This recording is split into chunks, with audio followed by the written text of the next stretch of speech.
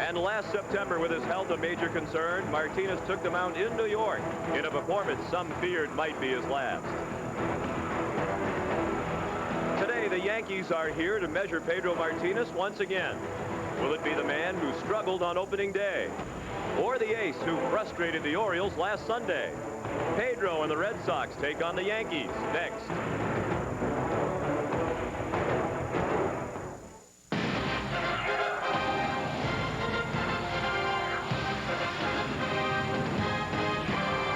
Fox 25 Sports welcomes you to Fenway Park, where today the Red Sox play host to the Yankees in Game 2 of this 4-game weekend series.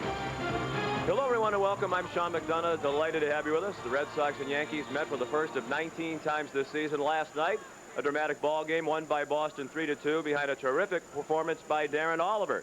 Today will be Pedro Martinez on the mound for the Red Sox for the 3rd time this season, facing the Yankees, a team against which he's had mixed results throughout his career. In 16 career starts, just a .500 record, an ERA of 2.55. He certainly saw a lot of the Yankees last season, made 6 starts against them, despite the fact that his season was abbreviated due to injury. That was the most starts against the Yankees by one pitcher since Rick Waits of Cleveland faced them 6 times in 1978. One of the best pitching performances we've ever seen from any pitcher was thrown by Pedro against the Yankees at the stadium September of 1999. Joined as always by Jerry Remy. Jerry, mixed results for Pedro against the Yankees and mixed results so far this season, but the good news, the best outing was the last one. Yeah, Red Sox fans were certainly concerned after opening day, but Pedro bounced back against Baltimore last time out, and it was a different Pedro Martinez. Clearly more velocity on his fastball and better location with his pitches. You see a couple of strikeouts here, and that fastball really just jumping right at the end, and that's what we're accustomed to seeing. Now there are those that say, well, it was against a weak hitting team. Well, we'll see today with a much better lineup here in the New York Yankees. Today's starting pitchers are brought to you by Lexus, pursuing perfection. It'll be Pedro on the mound for the Red Sox, and David Wells, the veteran lefty for the Yankees, off to a terrific start this season in his return to New York with a record of 2-0. First pitch from Fenway Park in just a moment.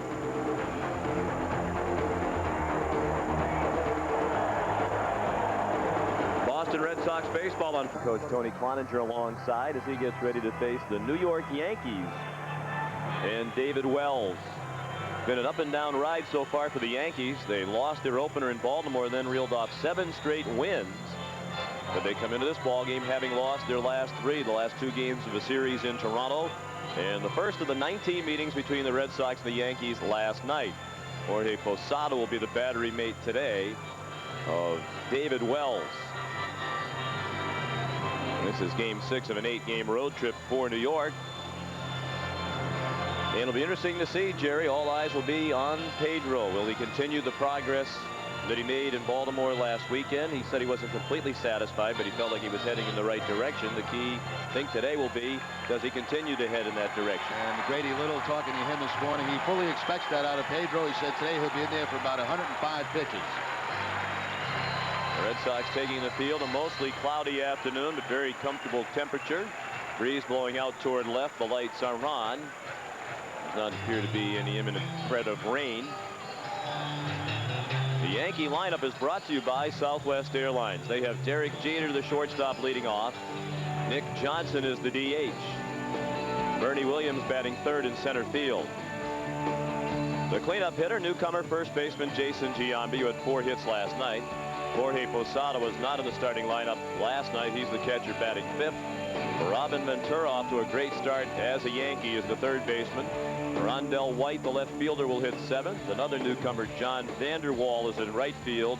And the second baseman, Enrique Wilson, will bat 9th against Pedro Martinez. That win coming last time out against Baltimore. 6 innings in that game, 3 hits allowed, and no earned runs. 1 walk and 5 strikeouts for Pedro. The Red Sox won the game 4-1. Sean mentioned in our open that he started 6 times last year against the Yankees, and the last time Red Sox pitchers started 6 times against New York was Bill Lee and Louis Tiant back in 1974, and a lot of those were very hard starts for Pedro, and especially early in the year. Of course, Pedro had difficulty in terms of the run support that his teammates failed to provide him last year.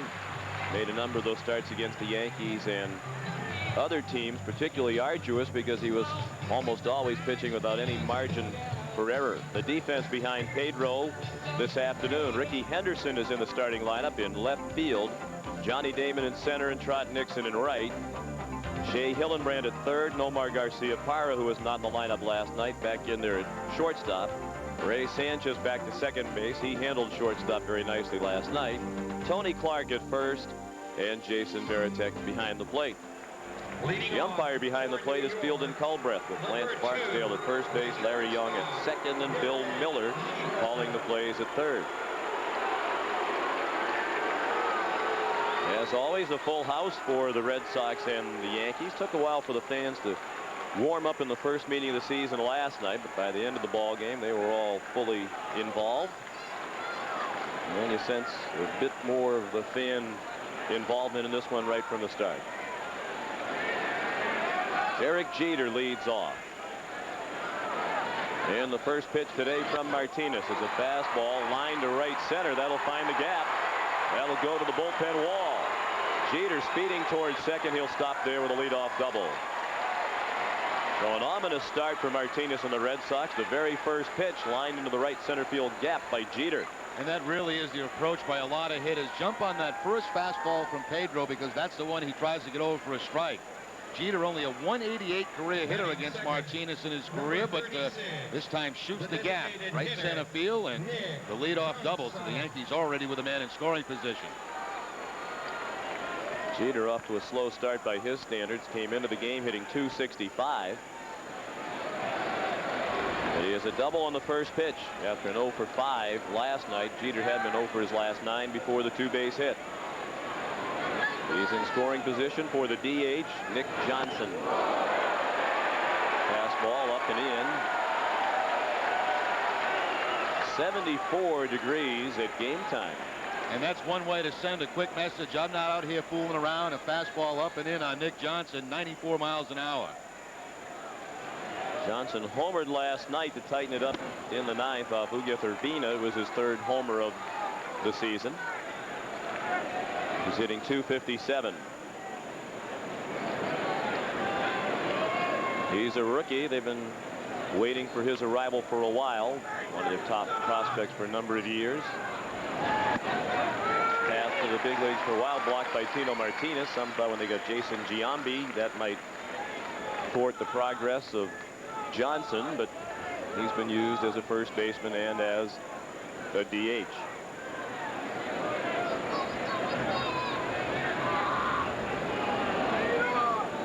Pedro's 2-1 is down and in. More than any other Red Sox pitcher, if you're watching at home, just watch where Varitek sets up behind home plate and watch the location of the pitch. That'll tell you how good Pedro's command is throughout the course of the day. Talking with Buck Martinez after the opener against Toronto, he said that's the thing he really noticed. How many times Pedro missed the target by a wide margin, which is so unlike him. Right into the mitt that time. 3 balls and 2 strikes. Usually if he's not popping it right into the mitt, it's not missing by more than a few inches. And there were times on opening day, Varitek would be set up low and away. The pitch would go up and in.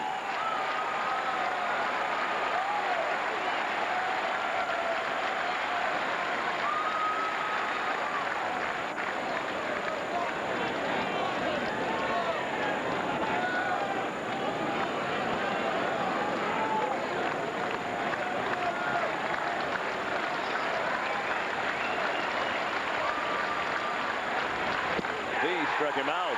Came back from a 3-1 count to throw the fastball by Johnson. And on the miles per hour meter out there in left center field, that one registered at 95. That's Pedro from his prime, that kind of velocity. Yeah, plenty of life on that fastball. He had thrown him back-to-back changeups, then comes back with that fastball, and Johnson clearly late on that swing. So that's what we're talking about, Sean, in the open, the late pop on the fastball that he showed down in Baltimore, and is showing again here in the first inning.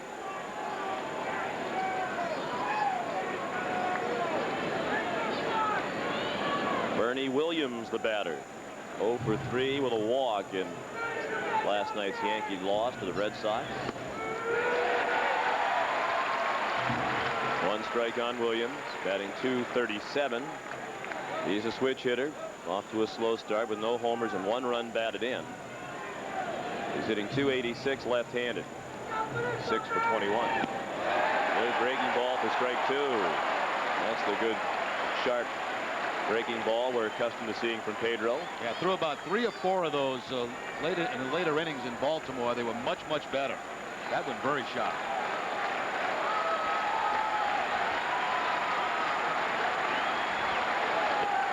Another one down and in. It's amazing, Jerry, at this point in the season, 3rd outing for Pedro, you get the sense a lot of the Red Sox fans are almost judging the entirety of what will happen in this Red Sox season by each pitch Pedro throws. That's exactly right. The first pitch is at line to double. Yeah. It's still going to be the struggling Pedro. Then he strikes out the next guy. Oh, that's the Pedro we know. Then he throws a good breaking ball, even more so. Check swing, a ball high. Hey, Shaw, we're doing the same thing, right? Are. Because everybody knows how important this guy is to any chance the Red Sox have. And after what we watched all spring training and then opening day, you say, uh-oh, maybe something's not quite right. I'm already encouraged for what I've seen. 95 here in the first inning. Now, this is good, sharp breaking balls. He looks like his body language and demeanor indicate that he feels good out there right now.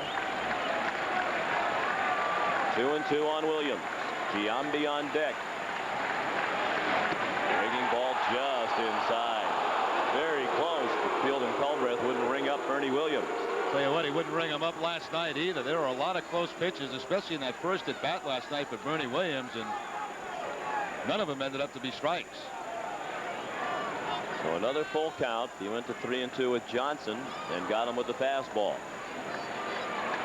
Jeter led off with a double. He's still at second with 1 out. We're in the top of the first, no score. The payoff pitch. Chop foul.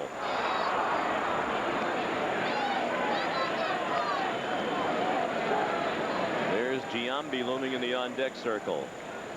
We had a breakout night for the Yankees last night after a slow start. 4 for 4 last night was Giambi with a couple of doubles. Comes into this one 6 for his last 13.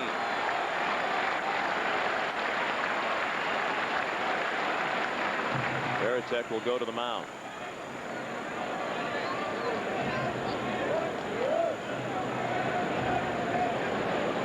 Crowd much more into it at the start of this ball game than last night. Last night, not much offense really in the game, kept things quiet around Fenway. Because anytime Martinez is on the mound, there's a little bit more excitement in the ballpark.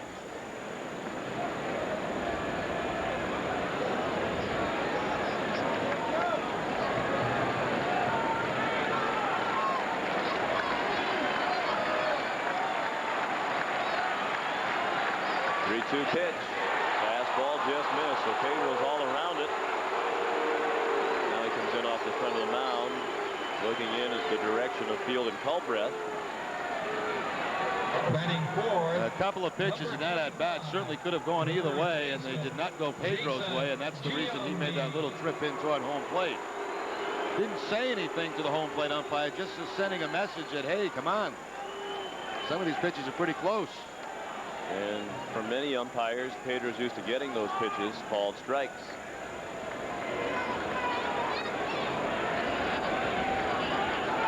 So here's Giambi with 2 men on and 1 out. As you said, Jerry, this is certainly with this lineup a much more severe test for Martinez early in the season than facing the Baltimore Orioles. Giambi at 286, but on the way up. 2 homers and 6 runs batted in. Maybe last night's the type of night that'll take some pressure off Giambi as a new member of the Yankees. Joe Torre certainly has been trying to do that, make him relax. He thinks Giambi's struggles largely a product of Jason trying a little too hard. That hit him. Tried to check his swing, but it hit him around the elbow. That loads the bases.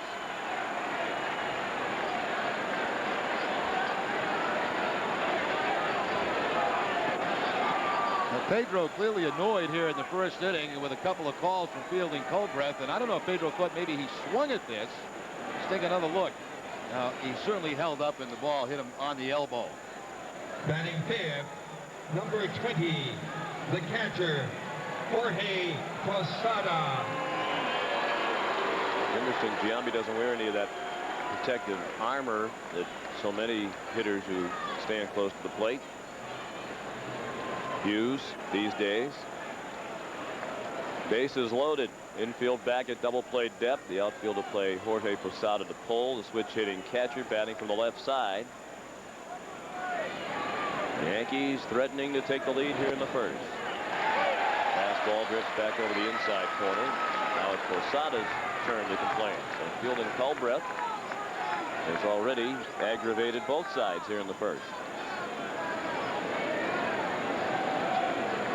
Posada off to a decent start, hitting .303, 10 for 33, still looking for his first homer. He's quickly in the hole as Pedro fires another one up there at 94. 0-2 the count. Posada only 2 for 28 in his career against Pedro Martinez. It doesn't help when you go up to the plate knowing that, and then the first pitch thinks a ball. It's called a strike. Won't help improve your frame of mind. Yeah, there are certain guys you face that you feel like it's 0-2 before you get in the batter's box. And for Posada and many other hitters, Pedro is one of those pitchers. Posada appeared as a pinch hitter last night in the 9th inning and lined out. Started the year 0 for 9, is at .417 since. The 0-2 for Martinez. Fouled out of play to the left.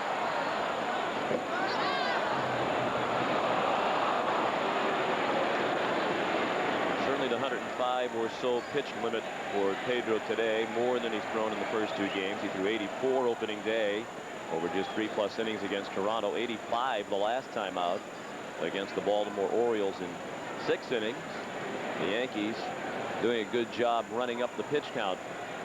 19 pitches already from Pedro. That's been their way historically. They're a lineup that takes a lot of pitches, can work the count. Posada drives one to right center field. On the dive, Damon can't get it. It's in the triangle going all the way to the 420 mark. Played there by Nixon. It's a 3-run triple for Jorge Posada.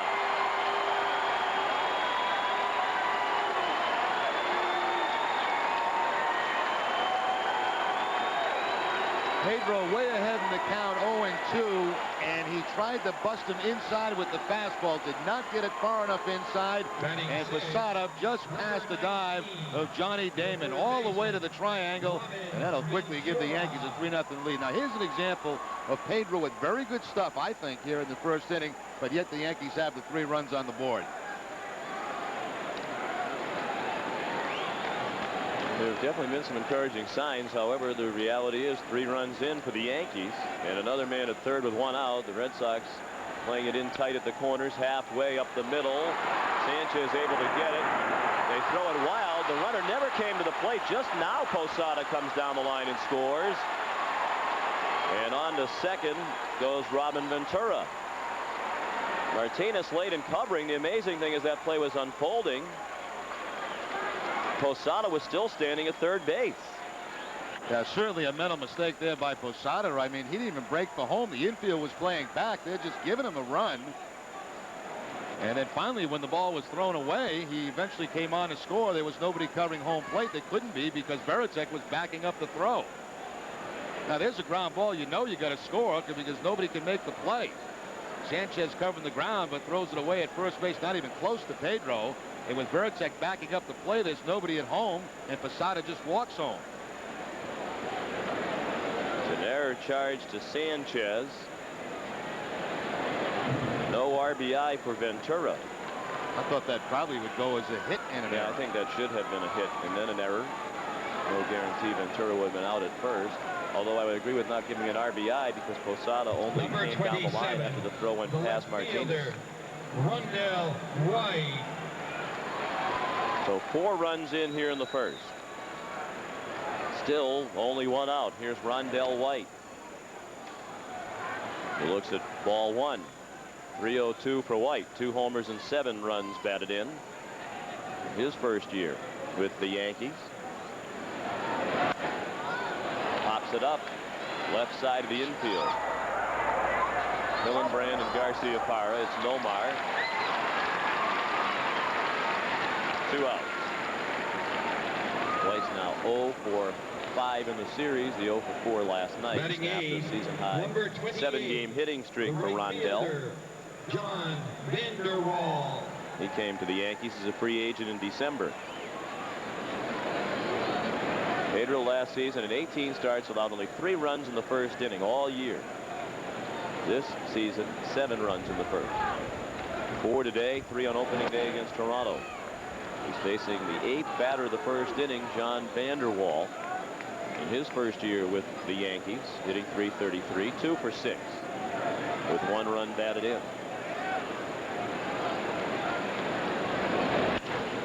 Off the end of the bat to third, to Hillenbrand. Across to Tony Clark to end the inning. It'll be an uphill climb for the Red Sox if they're to make it 2 in a row against the Yankees. They're down 4-0 after a half inning. This is the Fox 25 Red Sox television network. He scored the 4th run. The Red Sox have a lot of work to do today with this lineup brought to you by Southwest Airlines. Ricky Henderson, the left fielder. Johnny Damon in center field. Nomar, the shortstop, batting third. Manny Ramirez, the DH today and cleanup hitter. Tony Clark at first base. Shea Hillenbrand, the third baseman, is batting 6th. The catcher is Jason Varitek, batting 7th with good numbers in his career against David Wells, of .400 average on 10 for 25 and 2 homers. Trot Nixon in right field, batting 8th, and Ray Sanchez, the second baseman, will hit 9th against David Wells, who dropped about 40 pounds since we last saw him. Sure, made 20 starts last year, Sean, for the White Sox before having the bad back. Had to have surgery, got himself in good shape, and is off to a very good start with the Yankees. 2-0 on the season, his last win coming in Toronto. He's never had a lot of success here at Fenway. 8-10 with an ERA of about 5.5 here at Fenway Park. The lineup defensively behind David Wells today. Rondell White is the left fielder, Bernie Williams in center field, and John Vanderwall in right. Robin Ventura, Derek Jeter, Enrique Wilson, and Jason Giambi, the infield from third to first, and Jorge Posada behind the plate. The Yankees have been sloppy in the field, 12 errors, the most in the American League right now. Ricky Henderson, appearing in his 3rd game of the season. He's 1 for 4.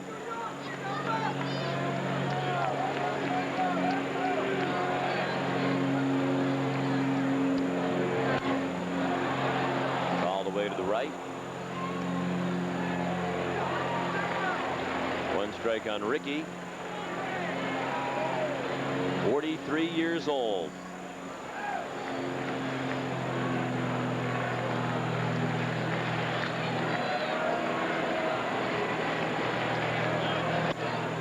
Ball 1. 1-1.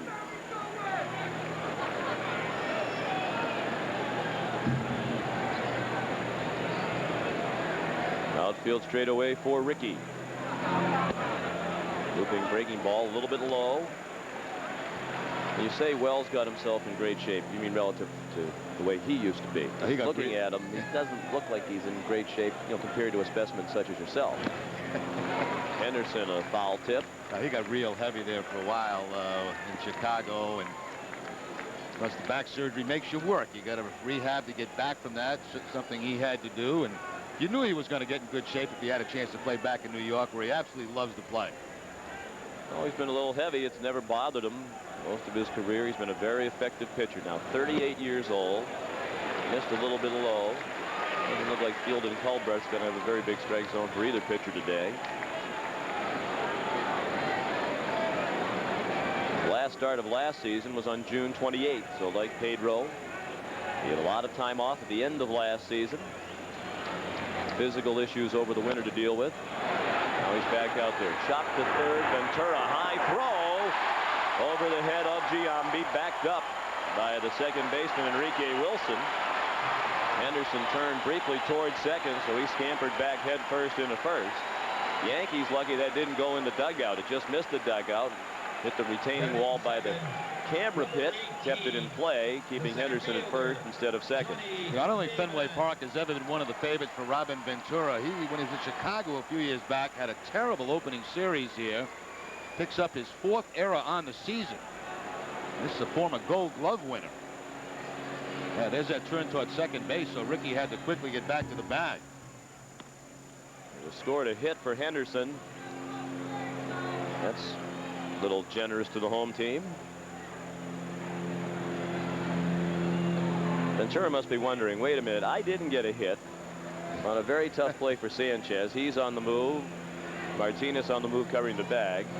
Nor do I get an RBI. Now I get an error. I don't get an error, rather. Ricky gets a hit. Well, he's happy one time anyway. At least he didn't get an error on this play. I guess you would call that home team scoring there. Damon quickly in the hole, 0-2.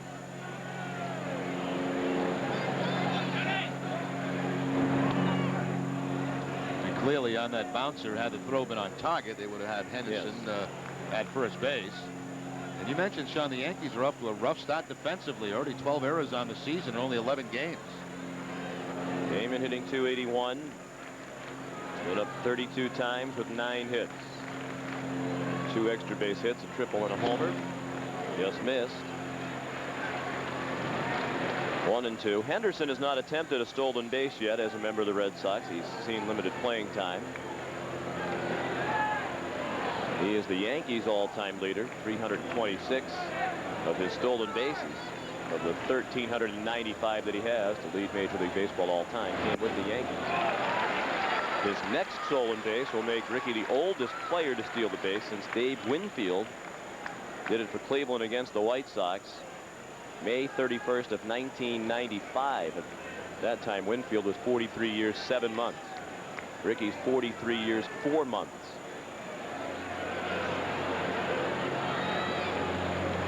The 2-2 to Damon. Hit in the hole on the left side, past Ventura. Jeter to Wilson for the out. Everything looks a little shaky and jittery. Even that play, which was relatively routine, had a couple of anxious moments for New York. Now, last night was such a clean game in the first part of it. This is a little bit shaky right from the beginning. Ricky Wilson getting the start at second base today. Soriano given the day off. But they do eventually end up with the forced play at second. So 1 out and now Damon at first. Johnny's stolen 2 bases, as 2 of the Red Sox 3 this season. Garcia-Parra hits it right back to Wells. He throws to Wilson on to first, a double play. That was crisp. 1-4-3. It ends the inning. After 4-0 Yankees.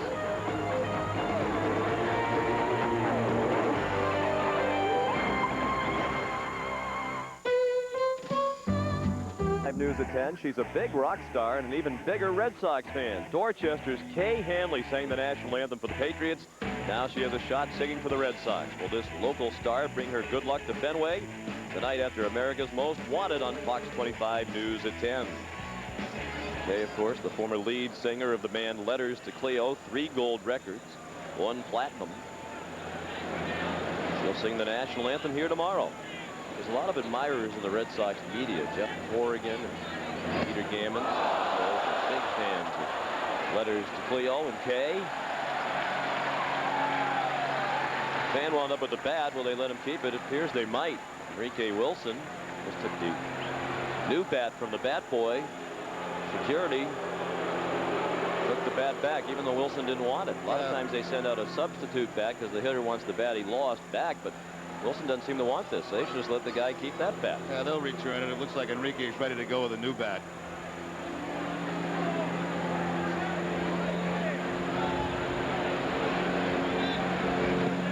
You notice the increase in speed of the game, Jerry. Enrique, following the new edict, he had 2 bats in the on-deck circle. So when he lost one, it was a short trip for the bat boy to bring him another one rather than go all the way back to the dugout and pick one out of the bat rack. Game's just flying along, Sean. It is. It has been change that will likely impact the face of baseball as we know it from here on. Wilson, the only Yankee who did not bat in the first inning. Pedro faced 8 men, gave up 4 runs, 3 earned on just 2 hits. Check swing, foul ball. Both hits were for extra bases. Day off today for Alfonso Soriano, so Wilson getting the call at second base. Soriano not in there, even though he's been hot. 15 for his last 31. Pop back in this direction. Veritek back by the screen. Has it.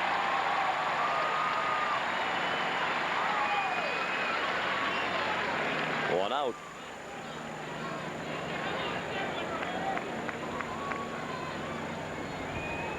Once again, a nice comfortable day here at Fenway Park. That wind blowing out toward the left field wall. Derek Jeter. Warm here last night, same type of breeze. 74 at game time today. Gusty wind, here you see it, out of the southwest at 24 miles per hour. The marathoners would like to have a breeze of that type at their backs. With cooler temperatures. With cooler temperatures. On Monday, Derek Jeter looked at ball 1. He doubled on the first pitch of the game to right center and scored the first run of the ball game.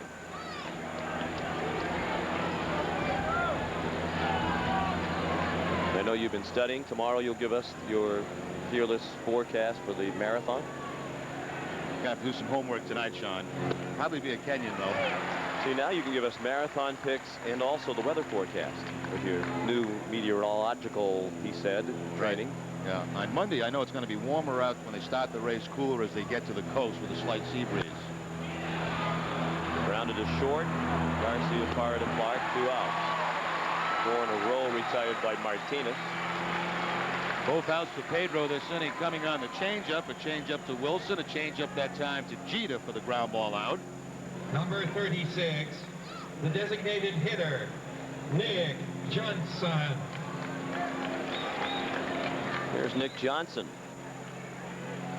who struck out swinging at a 3-2 fastball from Martinez in the first. The only K for Pedro. Starts him with a breaking ball this time for strike 1.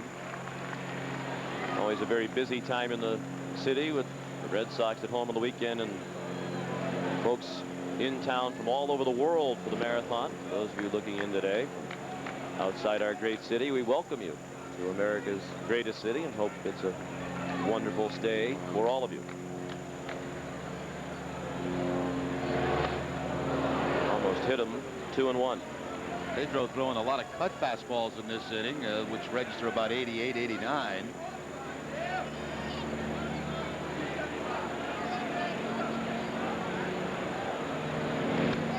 Off the end of the bat and a foul ball. 2-2. Martinez looking for a 1-2-3 inning.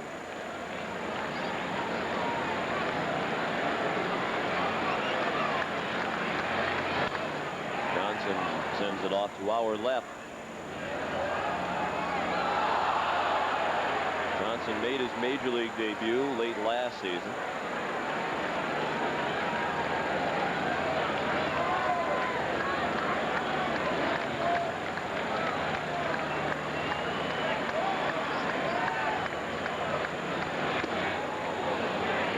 Second at bat, Johnson and Martinez in a full count.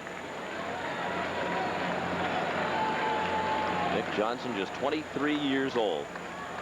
Missed all of the 2000 season due to a strained muscle in his hand, an injury that occurred on a check swing in a spring training game. Not the kind of injury you would expect to have you out for the year, but it did. Down in Connecticut, familiar with Nick. He had .345 for Norwich in 1999. He drove in 87 runs in Double-A. Walked 123 times. There's a base hit. You can understand why the Yankees have been high on him since he came into their organization. He's an impressive-looking player. Yeah, he's a good-looking hitter, Sean. 1 for 4 in the game last night. He gets a 3-2 changeup here from Pedro right out over the plate. Stays back nice and picks up the line drive base hit. Nice looking swing.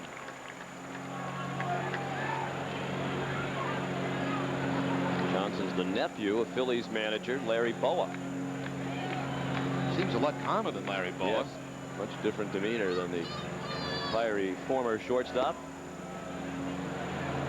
Ball 1 outside to Bernie Williams. He walked. 3-2 pitch and scored one of their 4 runs last inning. The Yankees 4 and the Red Sox nothing. We're in the top of the second.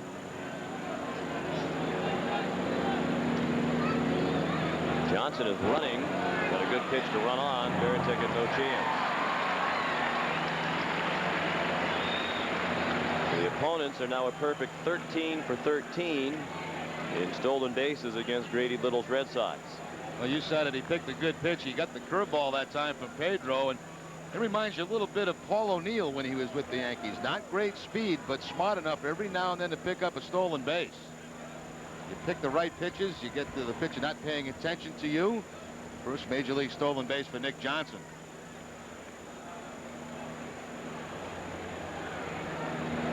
Comes on his second attempt. He was thrown out once earlier this season.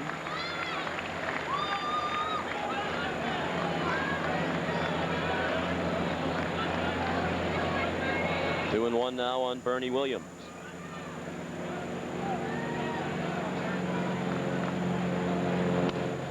Right back in our direction.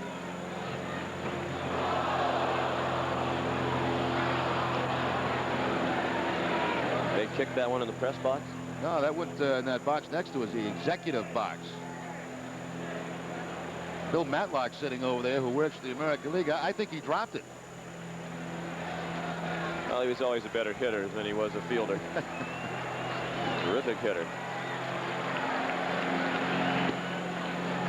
Pedro tried the backdoor breaking ball and missed. Another full count.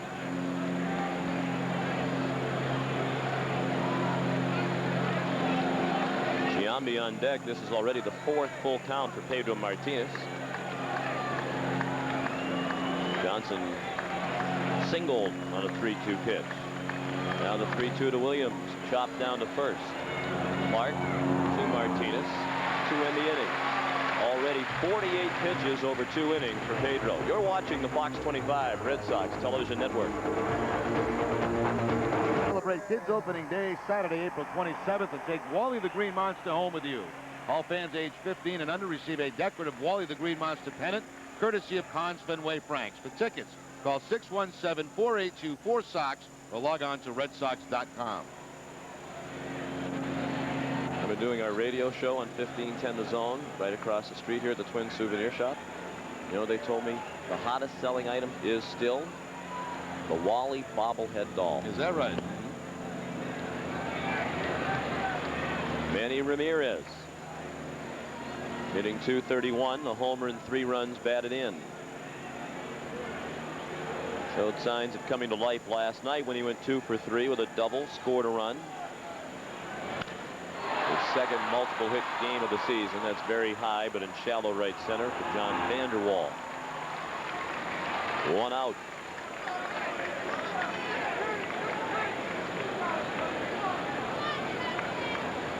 Batting fifth, number 22. Now the switch hitting first baseman, Tony Clark. Tony Clark. Like Ramirez off to a slow start. Tony had that big opening day when he had 3 hits, including a 3-run homer, but hasn't had an RBI since, and has had just 2 hits since. Hitting .172. Couldn't get to the pitch, low and away. 1 strike on Clark.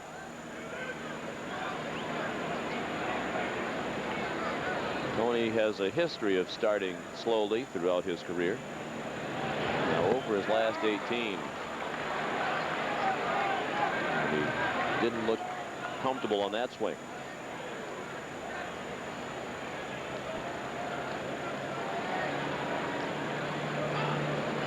.4-0 New York. We're in the second. Strike 3. Clark dispatched on 3 pitches. The first strikeout for David Wells. One thing you know about David Wells, he's going to be around the plate. He never has walked many guys throughout his major league career. 0-2 pitch. He'll pick up the outside corner with the fastball. But Clark was expecting maybe something inside.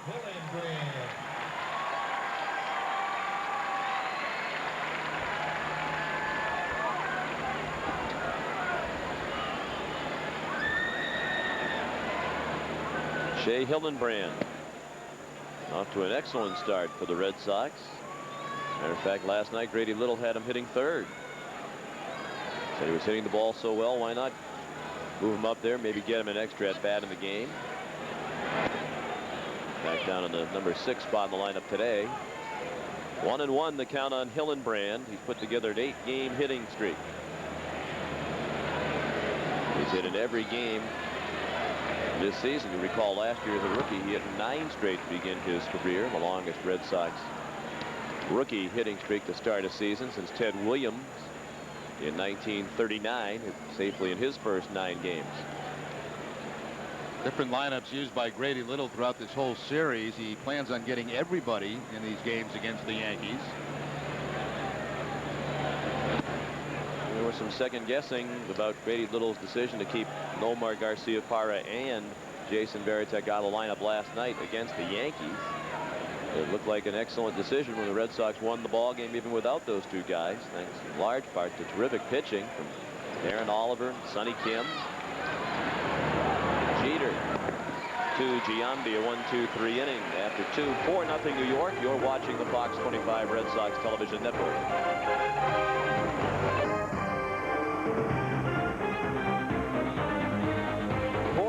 New York through 2 innings here at Fenway Park. Friends, we remind you this copyrighted telecast is presented by the authority of the Boston Red Sox and may not be reproduced or retransmitted in any form. In addition, the accounts and descriptions of this game may not be disseminated without the express written consent of the Boston Red Sox.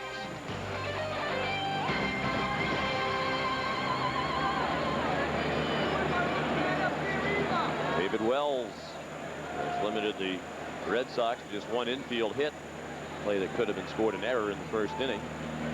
He's faced a minimum 6 batters through 2. It's been a different story for Pedro Martinez.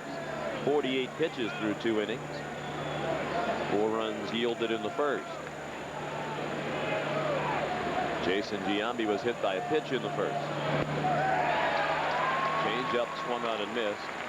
Giambi came around to score from first on the triple by Jorge Posada that knocked in 3 runs. Posada's on deck, and then Robin Ventura.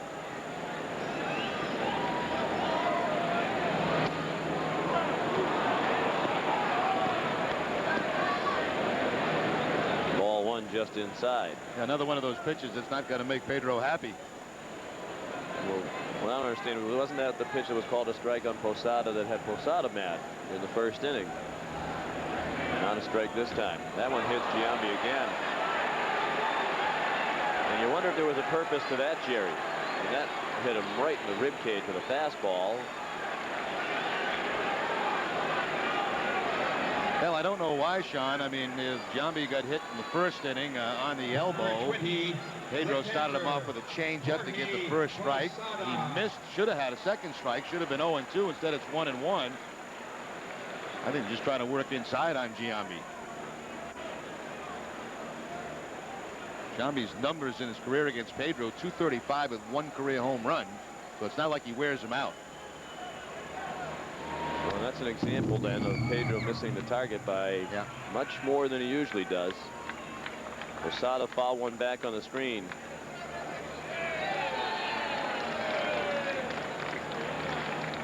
The only thing I can think of is maybe he feels like Giambi's too close to the plate. That ball that hit him on the arm, his arms weren't very far from being over the strike zone in the first inning. Look out. Breaking ball almost hit Posada. Giambi takes off. A 1-hop throw by Varitek, fielded nicely by Garcia-Parra. A wild pitch and a man in scoring position with nobody out for New York here in the 3rd. Pedro again bouncing the curveball this time, and certainly gets far enough away from Varitek with Giambi. After a little bit of a hesitation, will make it to second base. Giambi not with real good speed, so he figures I better go to the head first slide.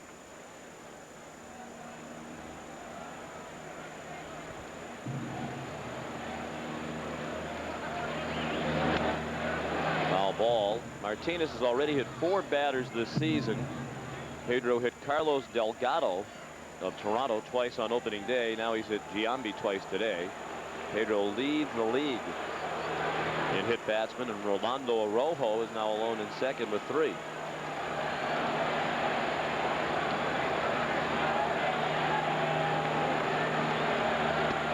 Strike 3. Good breaking ball. Posada fooled by it, caught staring at it.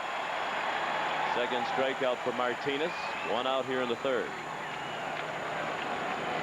Good sharp break to this curveball for Pedro, similar to a couple he threw back in the first inning, and completely fooling Posada. Posada must have had fastball, maybe changeup. Certainly was not expecting that pitch. 4-0 New York, 3rd inning. It hits 3-1 in favor of the Yankees. Red Sox have made an error. Ball one down and into Ventura, who reached on an error by Sanchez.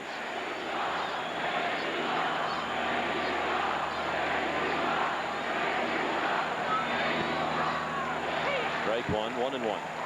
Red Sox pitchers have now hit 9 batters. Red Sox batters have been hit only once.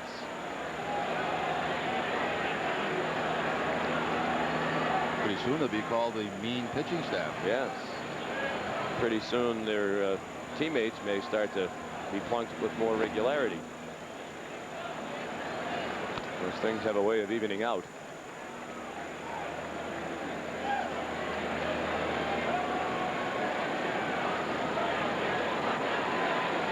Four of those batters the Red Sox pitchers have hit for on opening day. Good changeup. 2-2. Ventura off to a great start. Delivered an RBI single as a pinch hitter last night. Hit a homer Thursday in Toronto. Now to play. He came over from the Mets in December for David Justice.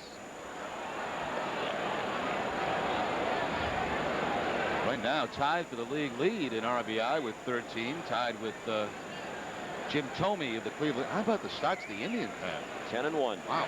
Great pitching. Yeah. Cleveland #1 in the American League in pitching. With a 2.85 staff ERA.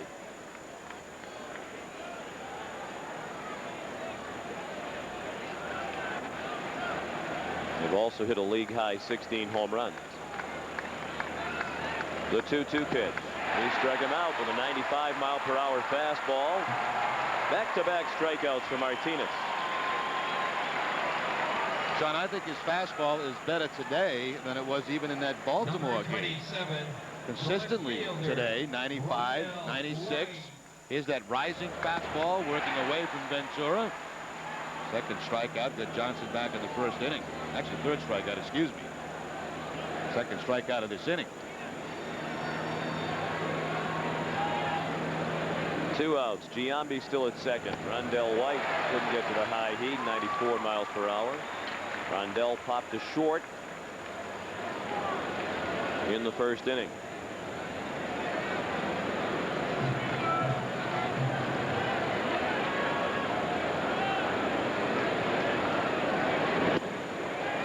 Ball one outside.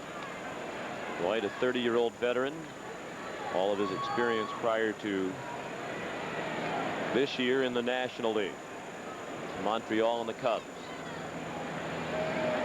Bothered by injuries in recent seasons. Pops that one up in shallow right center. Damon and Nixon.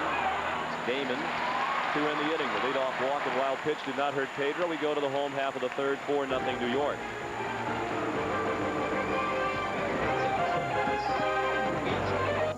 It's a fast and furious cops as a routine traffic stop gets out of control on a special hour of cops. Then at 9, he's built a huge arsenal of weapons and is wanted by the FBI. Now police need your help to catch the man who could be our next homegrown terrorist. It's an all-new America's Most Wanted. It all starts tonight at 8 on Fox 25.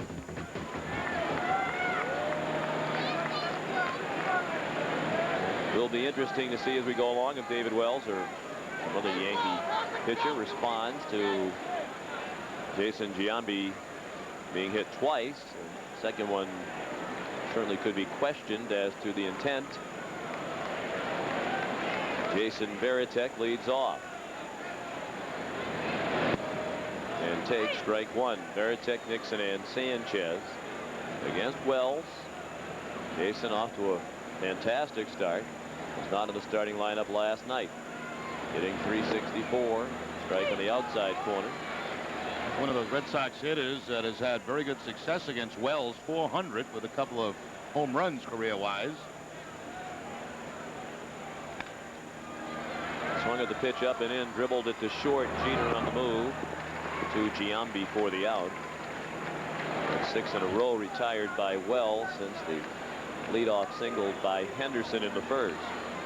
Certainly a veteran pitching staff for the New York Yankees. Clemens, Messina, David Wells, El Duque. El Duque last night, I felt, threw the ball better than I remember him anytime last year. Roger, of course, making that start on 3 days rest up in Toronto and not pitching in this series. That guy will be. Yes. Mike Messina. Trot Nixon batting .226.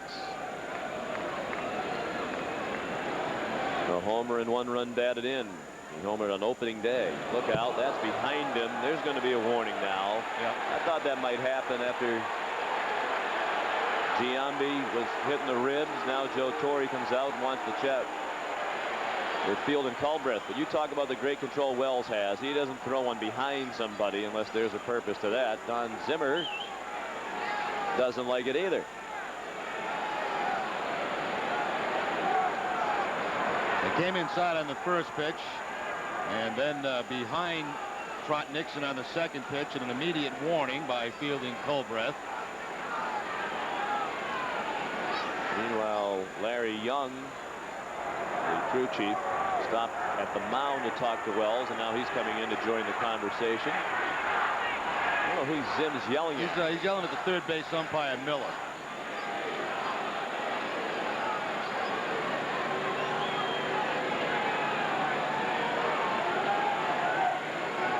He doesn't seem to be responding to Zim.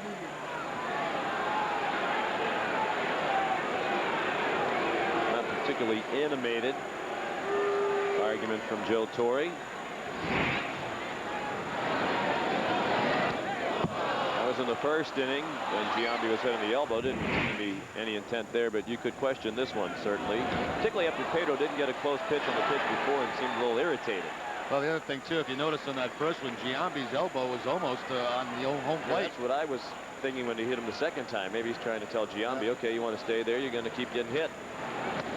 So Wells responds with a pitch that missed Nixon, went behind him, and now both benches have been warned. It's the Red Sox and the Yankees. Doesn't take long for the tempers to flare. Bounce down to Giambi at first, played it on the short hop to the out.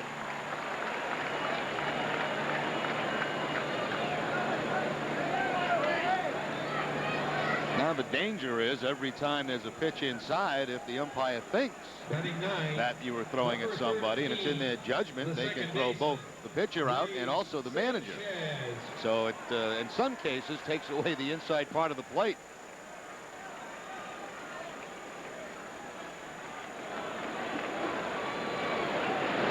Ray Sanchez, first ball swinging, hits it to second. Wilson throws him out. David Wells has dominated the Red Sox hitters after one trip through the lineup, and the Yankees lead 4-0 after 3. This is the Fox 25 Red Sox television network. With Field and Culbreth, undoubtedly about the warning that was issued after David Wells fired a pitch behind the back of Trot Nixon in the bottom of the third.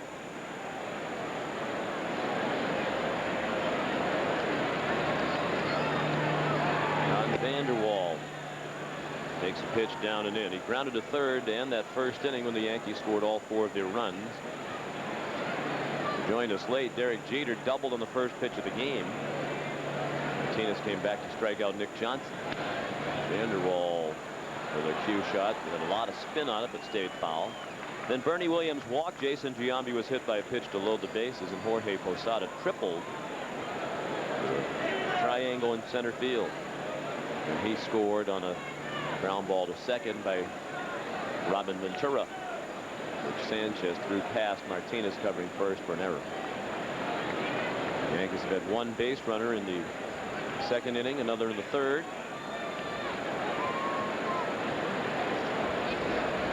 Martinez has given up 3 hits, struck out 3, walked 1, hit 2 batters, thrown a wild pitch. Ball 1 and 2.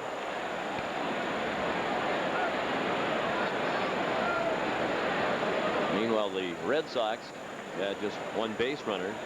Ricky Henderson reached on an infield hit to open the first on a play that easily could have been scored, a throwing error against Robin Ventura. They've hit only 1 ball out of the infield so far. Manny Ramirez out on a fly ball to right in the second. Up and in on Vanderwall, 2 and 2.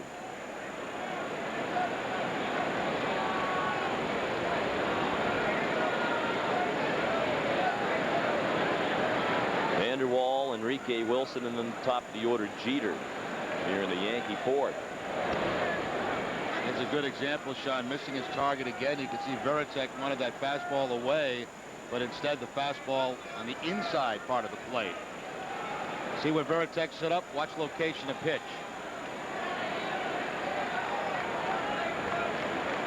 Off the mark by any standard, particularly for Pedro. That's way off. Ball 4, the leadoff walk for the second straight inning.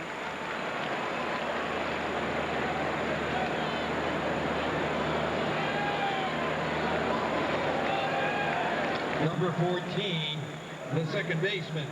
Nomar into the mound for brief chat. Here comes Enrique Wilson, the number 9 hitter, second baseman, who popped out to Jason Veritek in foul ground in the second. So Joe Torre wants to play this. Still early in the ball game. Whether it'll have Enrique Wilson sacrificing, try to get a man in the scoring position.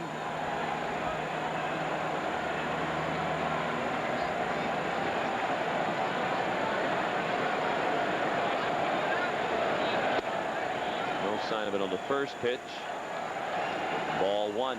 Wilson's actually had pretty good success against Pedro. 3 for 11 now in his career.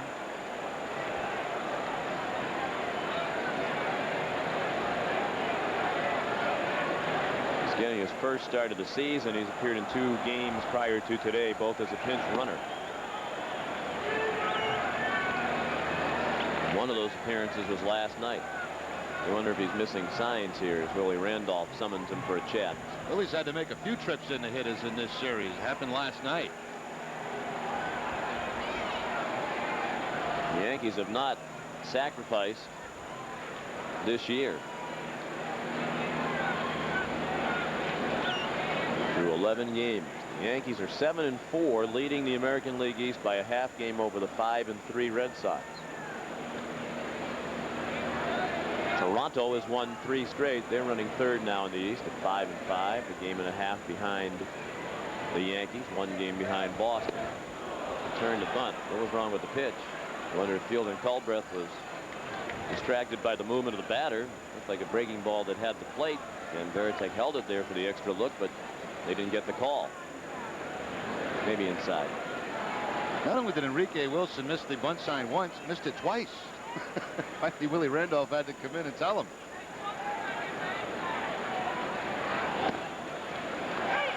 Taking on 3-0, it's a strike.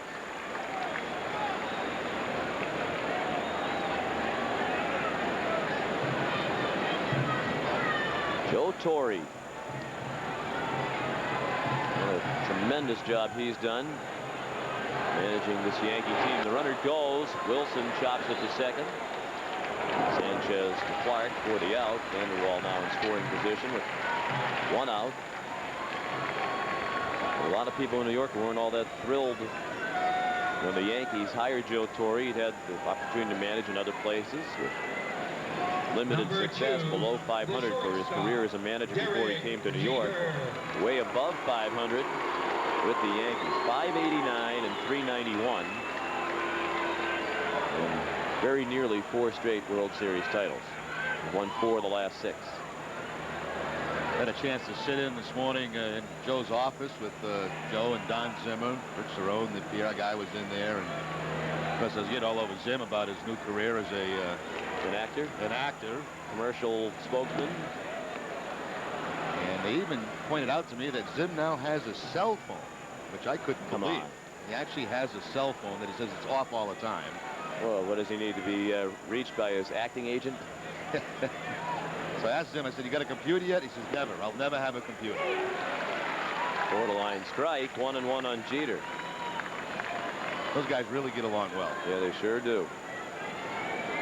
Jeter is doubled. That was leading off the game on the first pitch. He scored. First run of the game. He grounded to short in the second. 4-0 New York in the fourth. Fisted foul by the end of the Red Sox dugout. I hope they paid Zim a lot of money to do that commercial. That's a funny commercial. It is. But to endorse what he was endorsing, they probably need to pay you a lot of money. What does he care, right? He's seen about everything in life.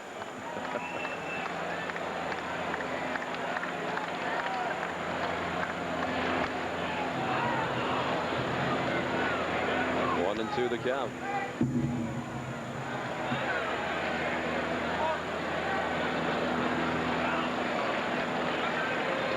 This will be pitch number 80 for Pedro.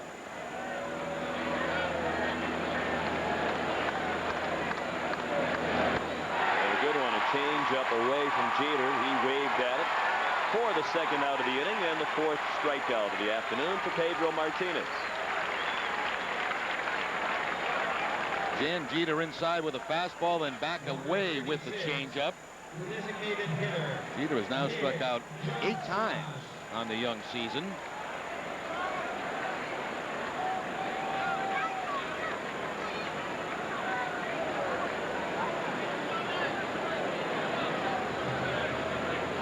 Vanderwall still at second with 2 down. Here's Nick Johnson, who takes a strike.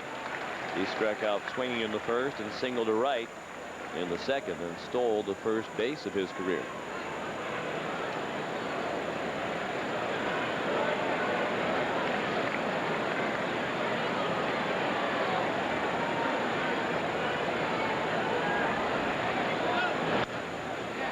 Rolled on the left side, stopped by the dive of Hillenbrand.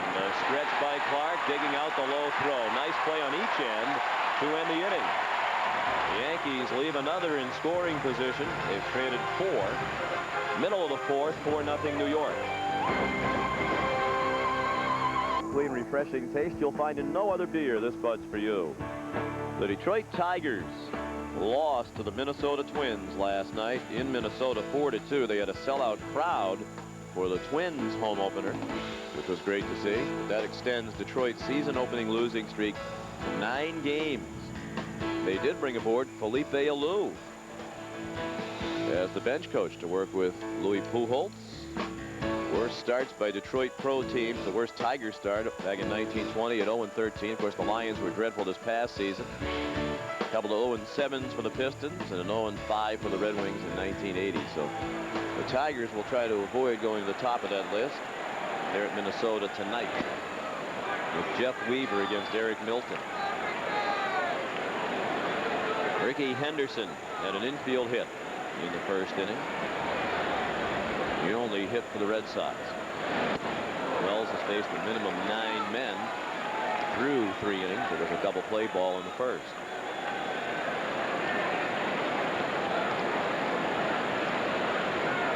Only 33 pitches through 3+ innings. 20 of them strikes. But 3 straight balls here to Henderson. Pedro, by contrast, has thrown 82 pitches already. A little role reversal for Felipe Alou and Louis Pujols there in Detroit. Pujols for 8 years was a coach on Felipe Alou's staff, and he was the manager. You wonder if Felipe might wind up managing that team. I don't think so, Sean. I think the reason he took it is to really help out the guy that he likes and hopes that will do well in the big leagues.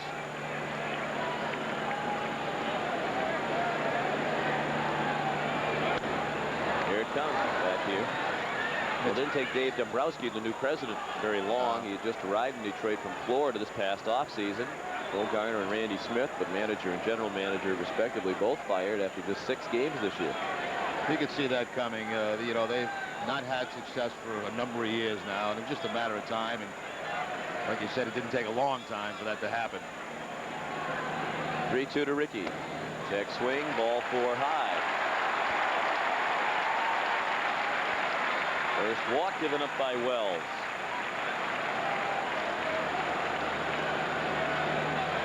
Number 18, the center fielder, Johnny Damon. Now Johnny Damon, who reached on a fielder's choice in the first. 4-0 New York. We're in the home half of the 4th. Henderson takes off. Damon takes all the way, and Ricky has his first stolen base for the Red Sox. Career stolen base number 1,396, adding to his all-time Major League Baseball record, and he's the oldest player to steal a base in the majors since Dave Winfield in May of 1995. And he had a great jump too. Posada had absolutely no chance to get Ricky. Ricky with that patented head-first slide into second base. Tough on the hands, the wrists, the elbows. shoulders. Damon chops one foul down the line. One thing about Ricky Henderson, when he a little bit younger in his prime, obviously, he was at full speed after one step. Very, very powerful legs. Still in great shape. The other players marvel at the condition Ricky is in, with very little weightlifting over the years. Good pitch by Wells. Outside corner, 1-2.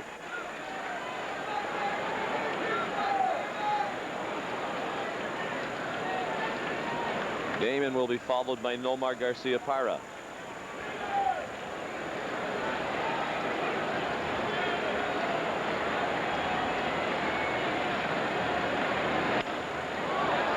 Good job by Damon, fouling away a tough pitch.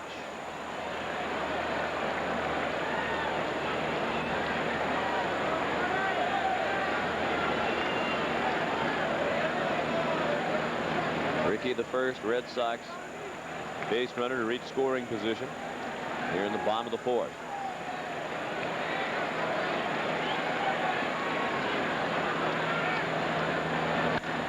Line into the gap in right center, in for a hit. Henderson will come around to score. Vanderwall cut it off to hold Damon to a single. It's 4-1. Fifth RBI of the year for Johnny Damon. He's now hit safely in 8 of the Red Sox 9 games this year. Well, you see how quickly Ricky can change things. Draws the walk, steals a base, and then scores on the Johnny Damon base hit. That's a good piece of hitting by Damon. That ball was on the outside part of the plate. He hooked it on the line into right field. Ricky makes the read at second base. No, he's going to score easily. So the Red Sox get on the board.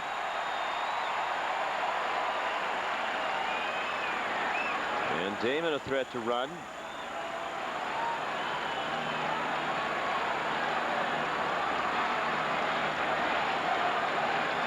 Wells keeps an eye on Johnny, who has stolen 2 bases this year and has been caught once.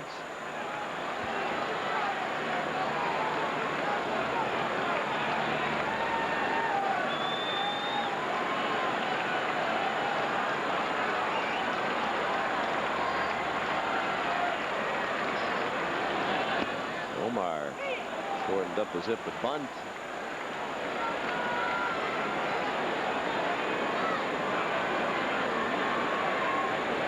Grounded into a double play.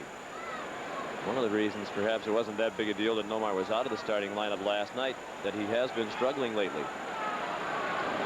2 for his last 12.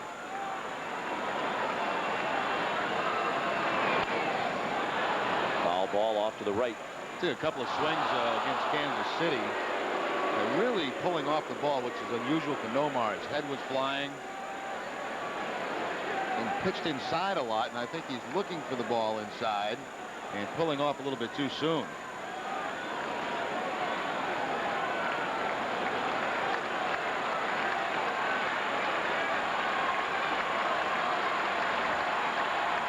He's in the hole 0-2.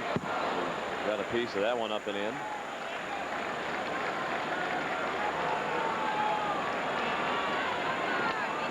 Nomar's hit very well against the Yankees throughout his career in 47 games, a .348 average with 6 homers and 28 runs batted in.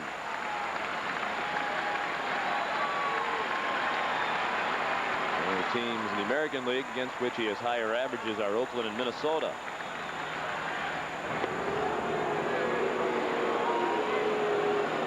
Angle that we have down at first base gives you an ideal look exactly what that base runner is looking at on those pickoff attempts.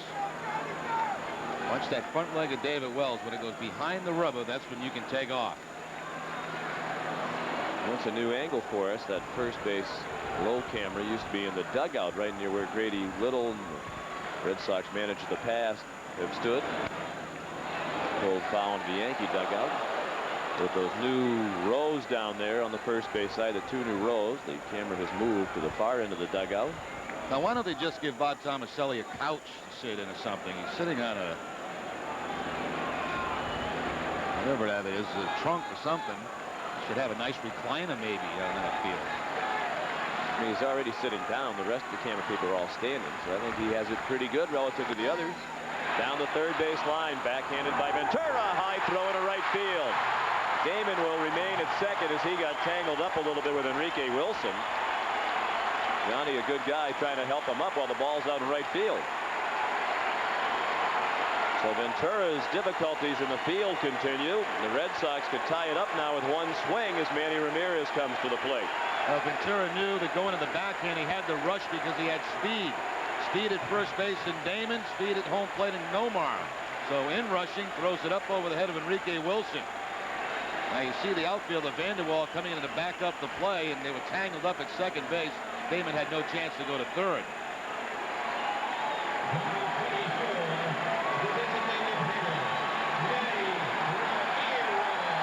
They've scored that one a hit. The official score is going to be very popular in the Red Sox clubhouse today. Here's Manny. The tying run at the plate. Nobody out in the fourth inning. Damon at second. Garcia Parra at first. Ramirez out on a fly ball to right in the second inning.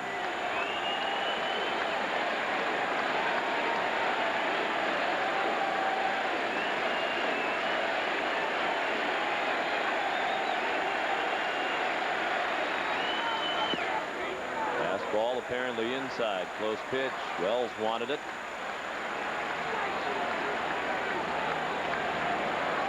Each team with 3 hits now. 2 of the Red Sox hits have been infield singles.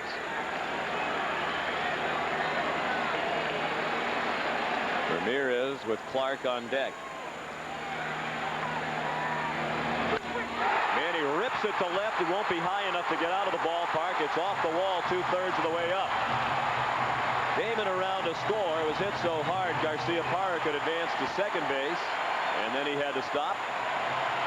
In other ballparks, many of them, that's a home run. Here at Fenway, it's a line shot that dents the wall. It's 4-2, the tying run at first now. Manny picks up his 4th RBI of the season on a line shot off that left field wall. You're right, Sean. Very unusual to see a ball hit off the wall with a man on first, can't end up on third base. But that was hit so hard and carried right back to Rondell White that Nomar had to stop at second base. Johnny Damon across with the second run for the Red Sox.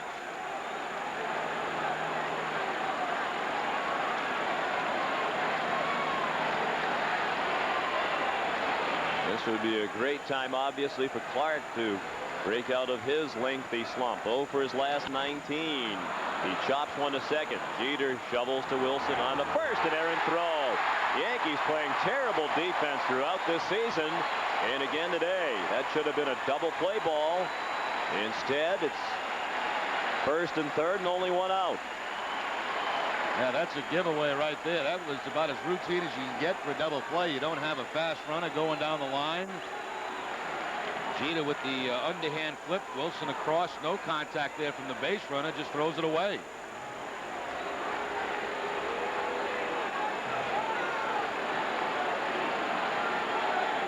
David Wells, yeah, not happy. No, nor should he be. That's why the meeting at the mound, everybody out there, infielders, Mel Stottlemyre trying to calm him down.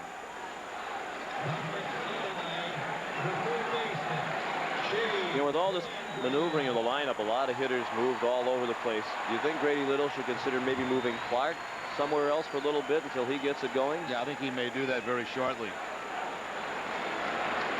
0 for his last 18 now, hitting behind Ramirez.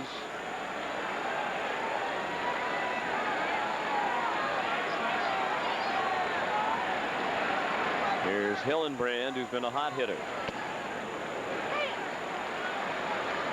One strike on Shea, who grounded to short in the second. Yankee infield back at double play depth. The outfield around toward right for Hillenbrand.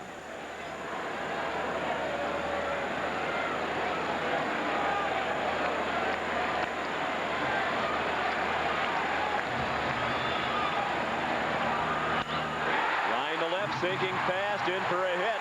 Played on a hop by White. Here comes Garcia Parra. It's 4-3.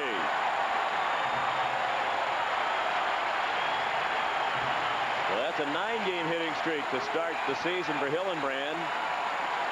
matching the 9-game streak he put together to open last year, his rookie season. And the miscues defensively hurting the Yankees. Amazingly, they have not been charged with an error in this game. They couldn't give Wilson an error because you can't assume a double play. Hillenbrand picks up his 10th RBI. He leads the Red Sox in that category. And all this started with a walk to Ricky Henderson. Quickly turned it into a stolen base. Veritek hits it to second. Wilson to Jeter on the first for the double play. Veritek's 0 for 2. That ends the inning. And the Red Sox do a lot of work. Wells victimized by the shaky defense behind him. 4-3 New York after 4 on the Fox 25 Red Sox television network. Tomorrow night at 8 on Fox 25. After Bart, I don't know. Simpsons want to have another kid. Wells was about to have a cow after the defense behind him.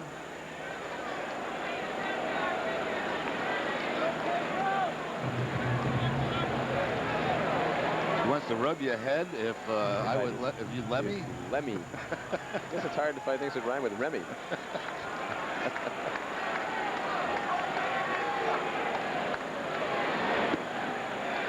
Strike one from Pedro Martinez to Bernie Williams.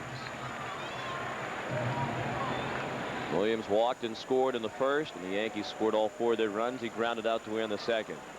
The Yankees have left a man in scoring position in every inning. Ball 1-1. The meat of the order, the 3, 4, and 5 hitters. Williams, Giambi, and Posada coming up. Red Sox now out hitting the Yankees 5-3. Pedro's given up 3 hits, 2 walks, and he's hit 2 men, thrown a wild pitch. He's fanned 4.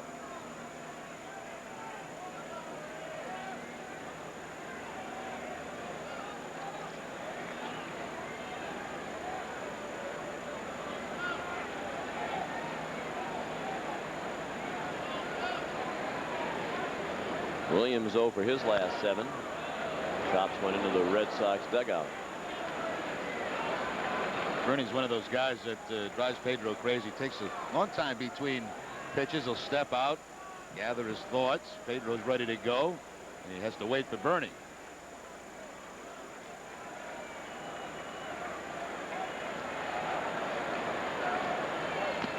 He struck him out. Good movement on that fastball up and away. 95 miles per hour. 1 out here in the 5th on the 5th strikeout of the ball game for Pedro. Yep, up and away with the fastball. Looked like a foul tip by Bernie Williams into the glove of Jason Veritek. Sean, his stuff's good today. It's just maybe at times location off. Made a mistake on a 0-2 pitch to Posada back in the first inning.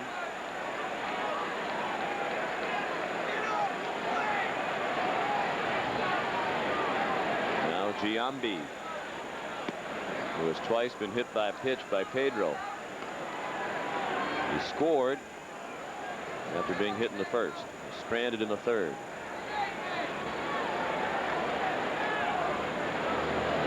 Yankees have had only 1 hit since the first. Fielding Culber's had a bad day back there behind the plate.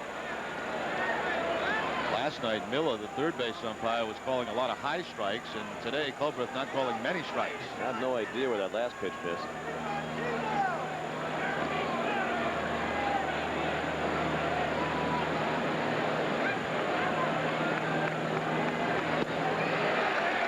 Strike 2 and 1.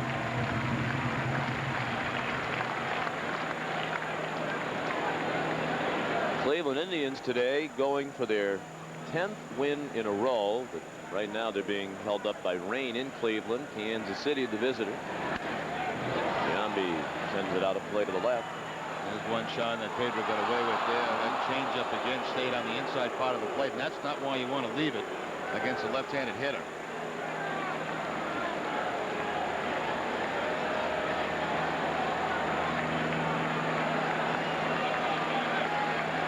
Two and 2 on Giambi, the MVP in the American League in 2000. He just missed repeating last year when he was edged in the American League balloting by Ichiro. Strike 3, outside corner. Back-to-back strikeouts for Pedro. He's fanned 3 of the last 4 Yankee hitters. And and has retired 5 in a row in all. Well, he's had Giambi so conscious of the inside part of the plate, he'll go away with the fastball and finally gets a call. That's nasty.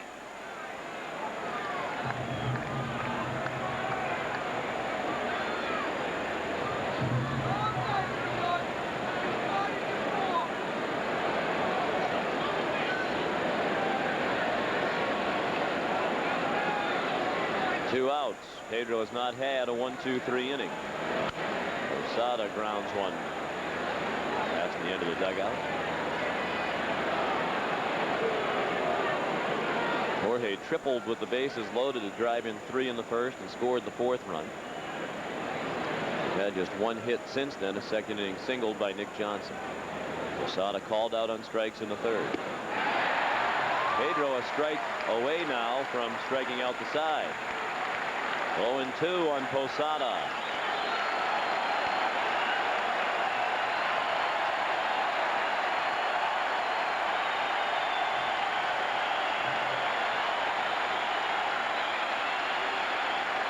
Fastball up. He struck him out. Pedro strikes out the side in the 5th. 7 Ks for Martinez. After 4.5, 4-3 New York.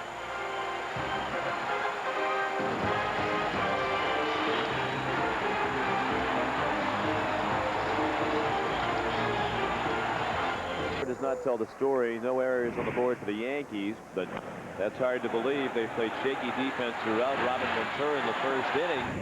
Air merely Jason Giambi, but Henderson was credited with a hit. Then Ventura again on a bouncer by Garcia Parra threw the ball in the right field. The Yankees a great chance to turn a double play. Enrique Wilson an errant throw. David Wells very upset as the Red Sox took advantage of the shoddy defense last inning and scored 3 times to get right back into the ball game. 4-3 New York. Bottom of the 5th. Ron Nixon ran up the bunt and looked at a strike. Trot grounded to first in the 3rd. Ray Sanchez on deck, and then Ricky Henderson.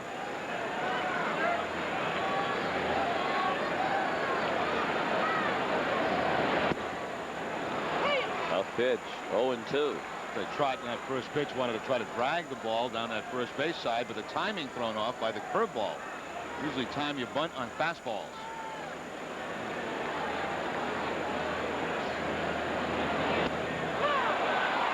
Breaking ball fooled him again. 2nd strikeout for Wells. 1 out here in the 5th. Pretty ugly right there. Fastball away, then right back inside with the curveball. Throws it directly at Trot Nixon. A little bit of wiggle in those knees right there, as you can see the curveball coming in. And once that happens, good things don't follow.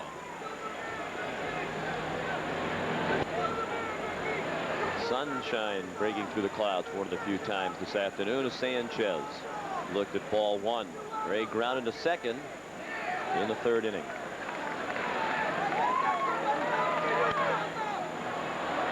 Fouled out of play to the right. Wells has had some of his best days with the Yankees. 34-14 for New York in 97 and 98 after signing as free agent. Threw a perfect game against the Minnesota Twins in 98. Giambi with the backhand play. 2 outs. And he's off to a great start now in his return to New York. 2-0 after 2 starts and leading here in the 5th inning today. Never wanted to leave New York. Was happy. He enjoys playing there. Think of a couple of guys. We had David Cohn on last night, who's spending the weekend in the bleachers here at Fenway watching the games. That's a guy that enjoyed pitching in New York also.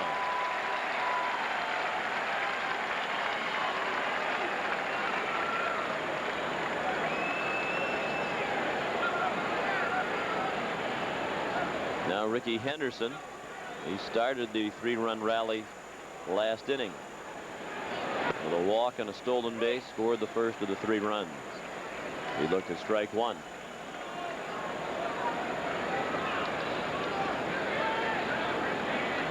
Four 3 Yankees in the 5th. And Wells has had the Red Sox hitters off stride throughout this inning. Yeah, he's had a couple of real nasty curveballs in this inning. 168 career wins for Wells. He's 168 and 114 for Major League pitcher. Just missed outside.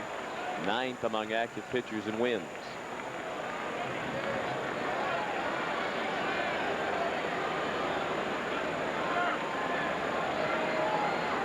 He has wins at Baltimore and at Toronto to open the season, trying to make it 3 straight road wins to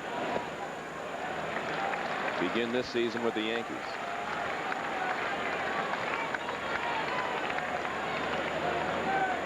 Two and 2 now on Henderson. Rain delays over. Kansas City and Cleveland are underway. The Indians lead 1-0 in the second. Backdoor breaking ball for strike 3. Ricky thought it was outside. A 1-2-3 11 pitch inning for Wells with 2 strikeouts. After 5, 4-3 New York.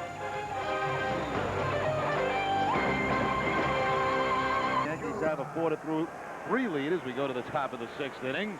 Well, Sox fans over 30, here's your chance to make it to the big leagues. Spend a week at Red Sox Spring Training Complex in Fort Myers, and you'll receive instruction and play games with ex-Sox players. The all-inclusive price includes travel, hotel, meals, uniform, and a chance to play at Fenway in 2003. Call 1-800-336-CAMP for more information. And I guess David Cohn could probably go to that camp because he is over 30. Of course, Cohn did not re-sign with the Red Sox and couldn't until May 1st. Sitting out there in the bleachers, as he did in New York when the Yankees played their home series.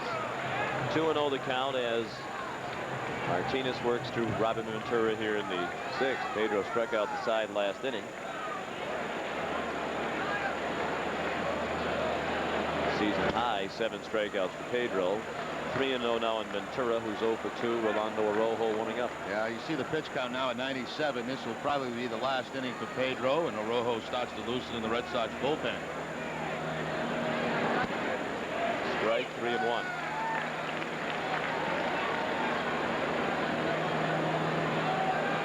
Have you heard anything about whether Cohn is done for sure? Well, I've heard mumblings he'd still like to pitch if the opportunity presented itself. Line to right. Nixon makes a nice running catch. Not the usual topspin line drive you see. That one held up in the air for a long time, enabling Nixon to run over there and spear it for the first out. Now, usually guys with a slight uppercut swing like Ventura, that ball sink. That ball did not sink, and it gave Nixon time to get over and make the play. Ball hit very hard by Robin Ventura. I don't know, Sean. I've not had a chance to talk to David, and I'm sure he would like to continue to pitch. I saw Pete Sherrick a week ago in Baltimore, and he also would like to continue, but the only offers out there for him were minor league deals and did not want to go back to AAA. David Cohn. Now, Pedro missed the target by a wide margin there, but still looked like it had the strike zone. Veritek held it there for a long look, and Culbreth didn't give him the call. Fielding is not having his best day behind the plate today. He's fielding a lot of heat from the hitters and pitchers.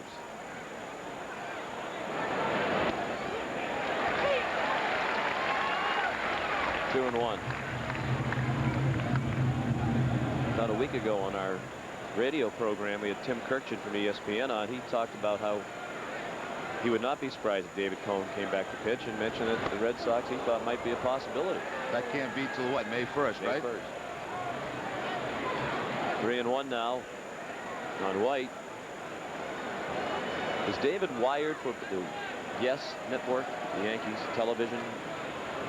I don't know. He might have been doing a man in the stands segment, which is why he's sitting in the bleachers as he did at Yankee Stadium. I think with everybody Coney knows, he could get better seats than that if he wanted them. Here's the 3-2 to Rondell White. Ball 4. Again, Pedro didn't like the call. And you can understand why. It looked like it was in just about the same spot as the 2-0 pitch that was called a strike. Culbreth was going to start heading out toward Pedro when Pedro looked in on him, and Veritek just got in the way of the home plate umpire. Grady Little also taking a peek back toward fielding Culbreth as he heads out to the mound. It's outside. Change up, that was away. But I can understand the frustration. Because pitches that are a strike one time or in the same spot the next time are balls. There's no consistency at all. That's why you get arguments from both hitters and pitchers, as Culbreth has today. There's no defined strike zone today. That's going to be it for Pedro, too. That pitch count right exactly just about where they said he was going to be, and Arrojo will be coming in. So Pedro departs after 5 in the 3rd inning. Had a rough first when the Yankees got to him for 4 runs. It looked like the Pedro of old in innings 2 through 5+.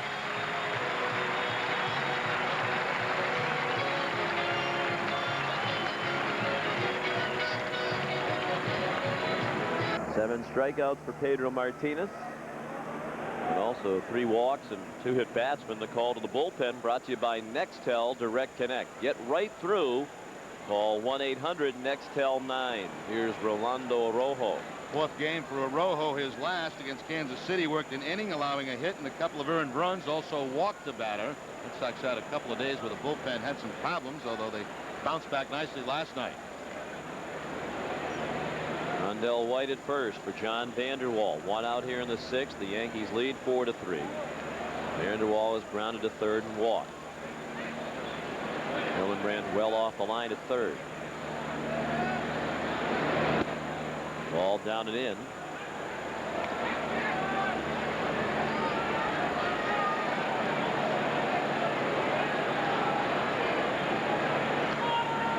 John Burkett will make a rehab start in the minors tomorrow, and if all goes well, Grady Little indicated he would likely be activated and join the Red Sox in Kansas City next weekend.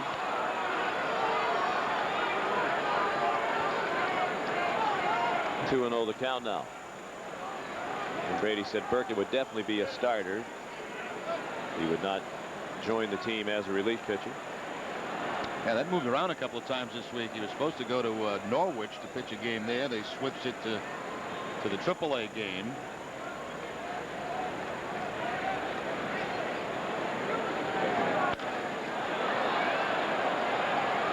Red Sox have an off day this coming week on Thursday. Grady Little indicated before the game Pedro will pitch Friday, and they'll work the rest of the rotation around their #1 starter. So it will be Pedro to open the series in Kansas City on Friday.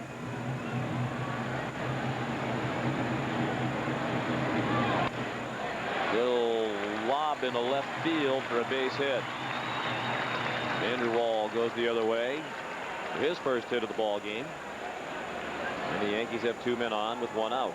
Rojo not happy with that pitch. A breaking ball that stayed upstairs. And Vanderwall just pushing it off to the opposite field.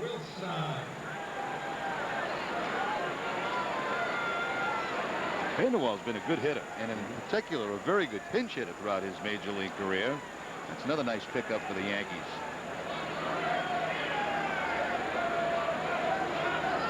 They got their work done early in the offseason, didn't they? They did. They did it all in about, it seemed like about 2 days. Yeah. And bing, bing, bing. We need this, this, and this. And they finished it off. The Giambi thing was done long before they announced that.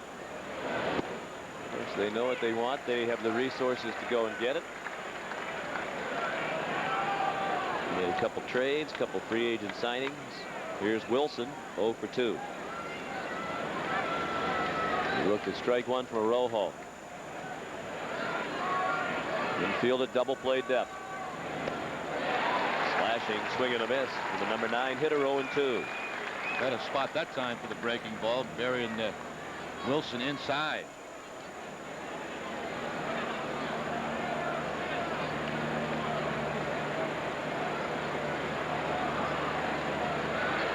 Enrique will be followed by Derek Jeter.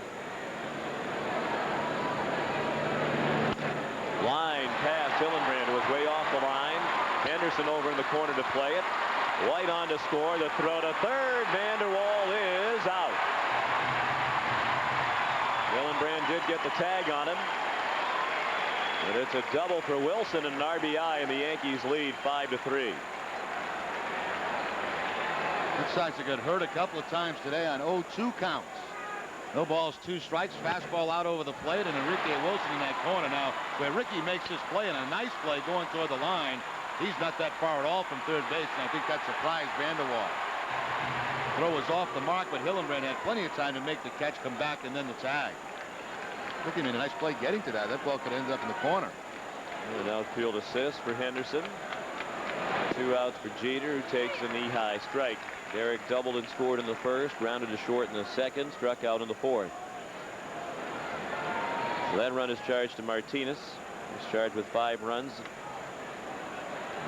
3 hits, over 5 in the third inning. 3 walks and 7 strikeouts. Foul ball. 0-2 on Jeter.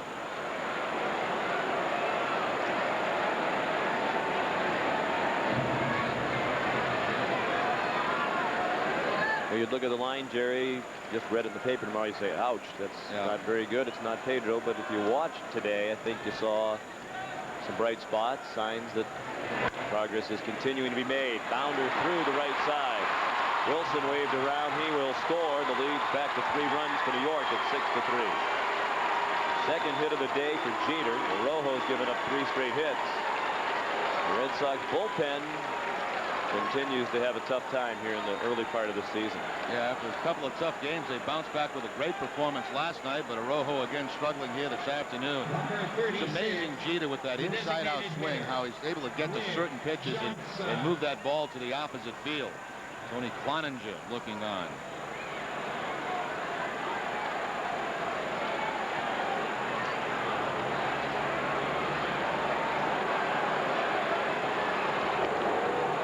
Jeter with 3 steals so far on the season has not yet been caught.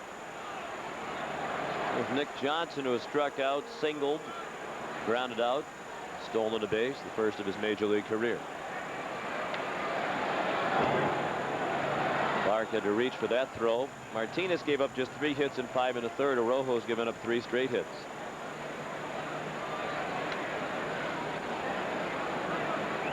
In fairness to the members of the bullpen, of course, Wakefield and Oliver have had to come out of the bullpen to take the starting spots vacated by Burkett and Hermanson due to injury. Sean, it's going to sound crazy, but I feel better about Pedro's outing today than I did even in the one in Baltimore. No, I don't think after watching him pitch that's crazy. No, I mean, the only problem at times today was his control. Fastball was good. Changeup was good. A very good curveball today. But as we told you earlier, we watched Veritek set up, and he's not hitting his targets as consistently as he normally does. But he's throwing with confidence. You could tell today. He didn't have that look like he did on opening day. Looked more confident, threw with increased velocity, certainly relative to opening day. Breaking ball is definitely sharper than it had been. The warmer temperatures might have helped too.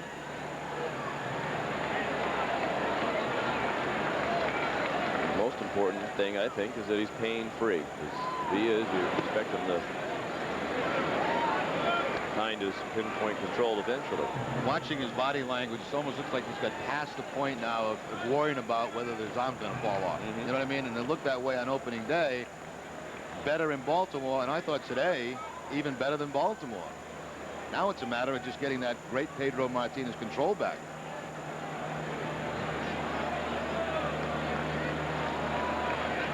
Rojo trying to keep Jeter close. Johnson waits for the 2-1 pitch.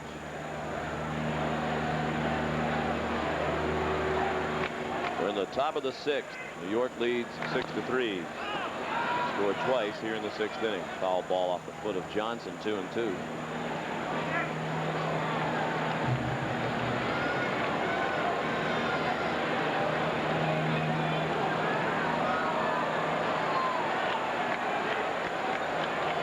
Grateful for the offensive support he's receiving here.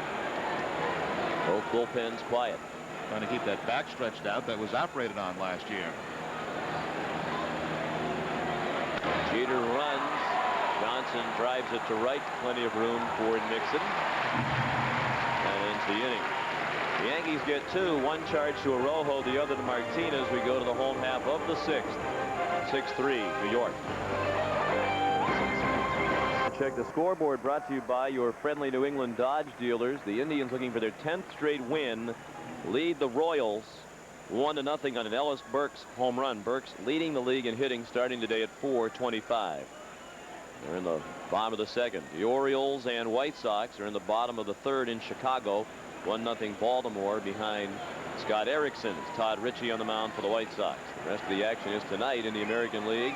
Toronto at Tampa Bay. Prokopek against Sturts. Damon looked at strike 1.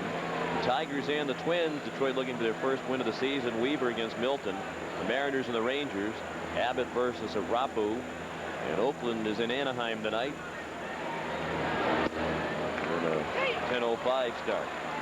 Hilgers against Washburn. Over in the National League, the Expos lead the Mets in New York 7-3.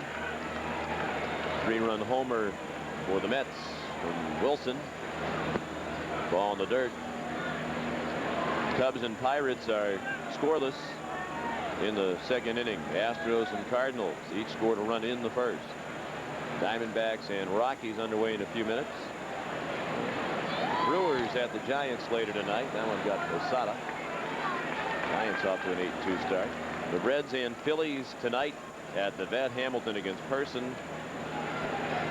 Atlanta at Florida. Millwood against Dempster. And the Dodgers at the Padres. Brown against Tolberg. Friendly New England Dodge dealers brought you the scoreboard.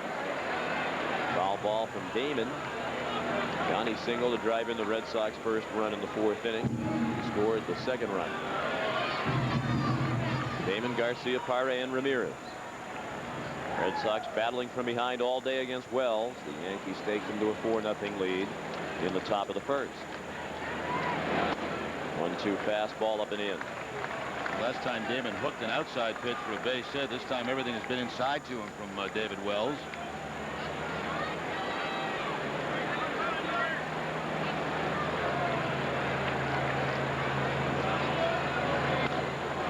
Play to the left. Let's pause for station identification. This is the Fox 25 Red Sox television network.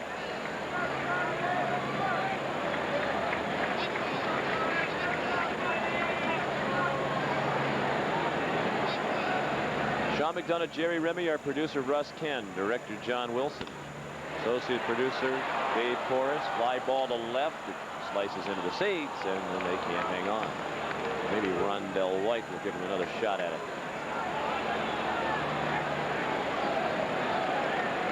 Well, we have been blessed with the weather here in early April.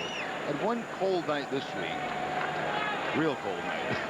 Nesson night with the window down. I came in to check it out. You and Don Orsillo. Yeah, breeze blowing in. Window down. No toughness early in the year.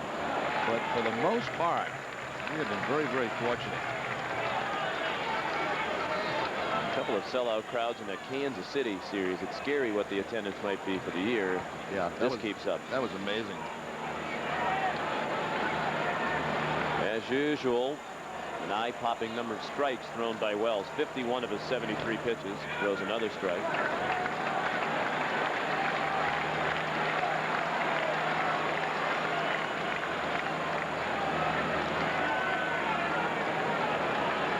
This will be the 11th pitch of the at-bat for Wells and Damon.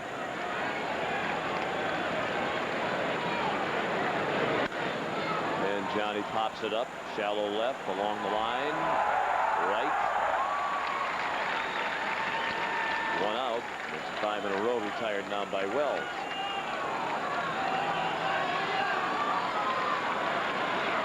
Number 5, the shortstop, Nomar Garcia. Now Nomar, who has grounded into a double play, and he had an infield hit in the 4th, scored a run.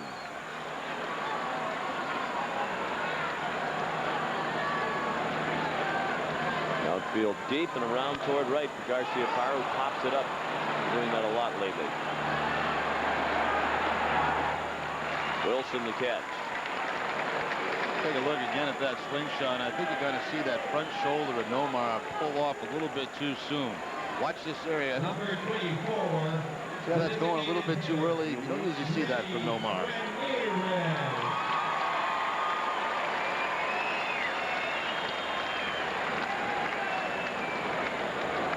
So 2 quick outs here in the 6th inning. The Yankees lead 6-3. Here's Manny Ramirez.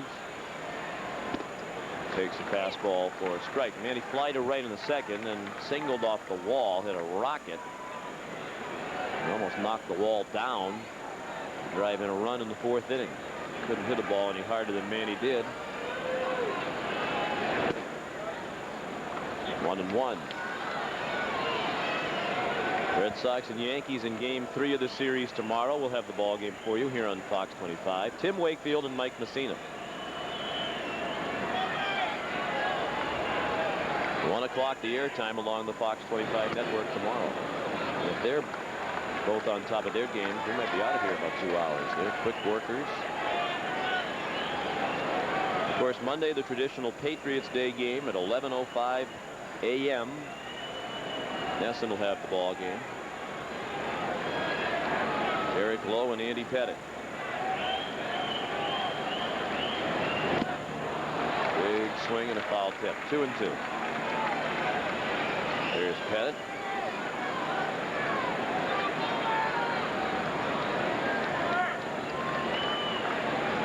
And Derek Lowe had a couple of very good starts to begin the year for the Red Sox, including a no-hit bid in his first outing. A full count.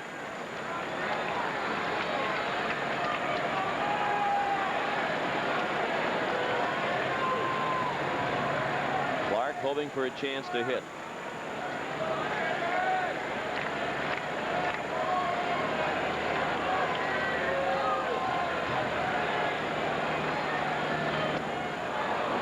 Just missed. Culbreth is starting to come up with that arm and then short-armed it. It's already the 10th time this season that Manny's walked. I don't think anybody's real pleased with fielding Culbreth. Either dugout, either pitcher. What's he doing with his right hand here?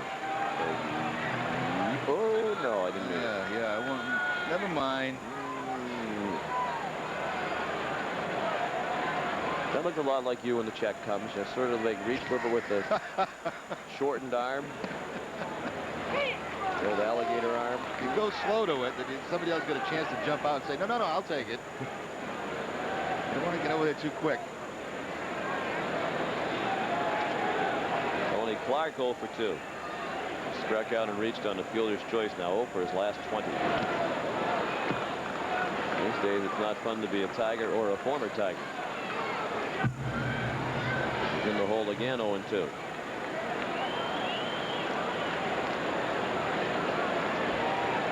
Tigers already find himself 9 games behind the Cleveland Indians. They're 0-9 and the Indians are 10-1.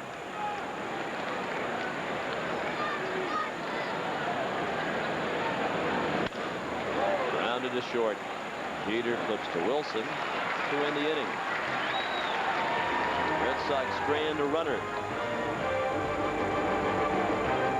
6-3 New York.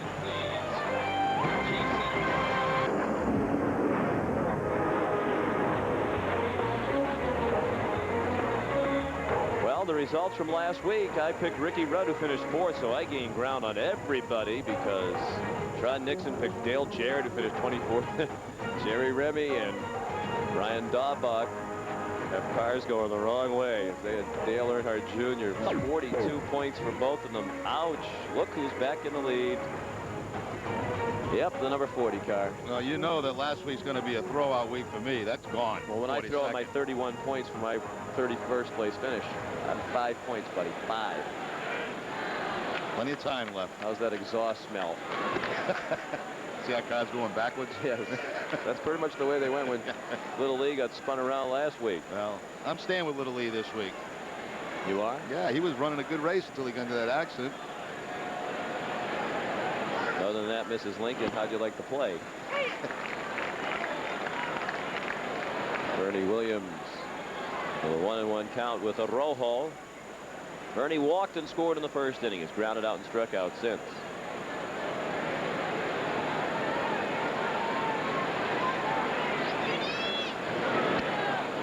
Fastball inside. Williams, Giambi, and Posada due up here in the 7th. Rojo gave it 3 straight hits last inning before getting Johnson to fly out to end the inning.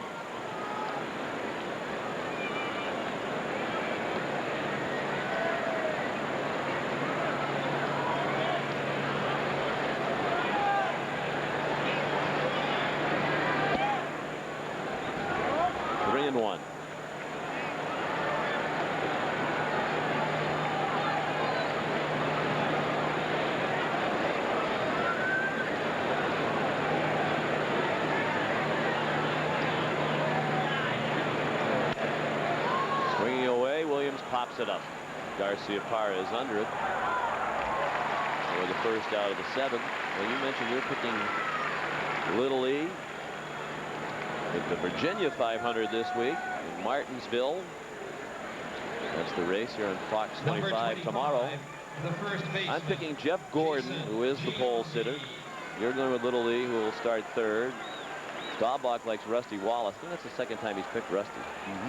And Ron Nixon has selected Tony Stewart, who will start 8th. We're only allowed to pick a driver twice. That's right. And that's the 2nd time I picked Gordon. The first time was a 31st place finish. So I'm done with Jeff Gordon after today. But he's the pole sitter. Ran very well last week. Finished 2nd. His best performance of the year. I think he's overdue for a win. Yeah, he is. I was going to pick him again too, but that's the heck with it. Glad you didn't. You picked them the same time I did. We both got 31 points. Right. 2 Chevys, a Ford, and a Pontiac tomorrow. Our picks. Giambi pulls 1 foul. You know the other reason I picked Gordon? I was thinking about Gordon. I wasn't really sure before the game. I also like Bobby Hamilton. I was thinking about Kevin Harvick as well. And then when I was in the dugout, Nixon and Staubach walked by and said, "You gonna pick Gordon again? Gonna pick Gordon?" No one likes you when you're on top. I said, "No, I think I just might." You've been on top for 2 years. Yeah. Broken bat up the middle. Rojo ducked out of the way. Garcia Parra throws him out. Giambi dispatched 2 down here in the 7th. Red Sox don't have the full shift on Giambi like they have had at times in the past, but certainly play him to pull. And even though that ball is directly over the head of a Rojo, you see Nomar positioned very close to that 2nd base bag and able to make the play. I think it's a good thing for a Rojo that was a broken bat, because that line drive would have come back much quicker.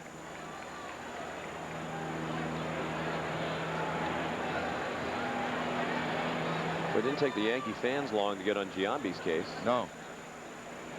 First home series of the year, they were booing him. You got to earn your pinstripes. Yeah, they don't start out liking you and then get on you. They kind of start out saying, "Okay, we expect high things," and the first time you don't deliver. And Roger Clemens went through the same thing. They really gave him a tough time for quite a while. Now they're going to love Giambi before it's over. No question about that. Well, they should. He might be the best hitter in the game right now. Certainly in the discussion. Posada jumps out of the way, but pitched down and in. He tripled to drive in 3 in the first inning, scored the 4th run, and has struck out twice since. When they pay you $120 million over 7 years, as the Yankees are paying Giambi, that raises the fan expectation level a little bit as well.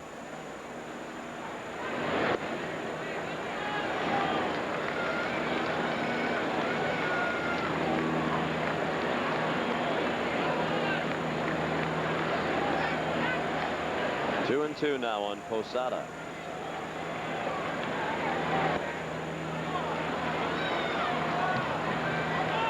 Must be their plan to pitch him down and in. He skips out of the way of a lot of pitches. A lot of breaking balls today for the Red Sox.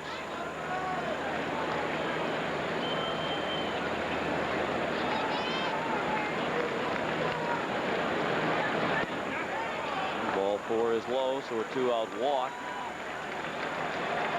First walk given up by Rolando.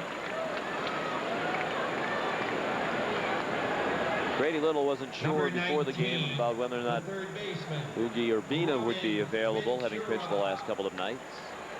So he hadn't had a chance to talk with Urbina yet. Grady said he would not hesitate to put Casey Fossum out there in a closing situation if it developed that way. He has a lot of confidence in the way the young man's throwing the ball these days, and understandably so. There's Urbina. Generally, after a guy works a couple of straight days, Grady will wait till he comes in the clubhouse, see how the arm has responded, and if Urbina says okay, that he would be called upon if the Red Sox need him today. 2-0.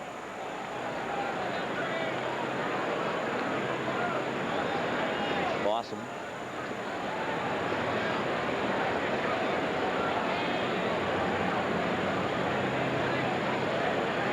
Awesome gave up a hit last night to Robin Ventura.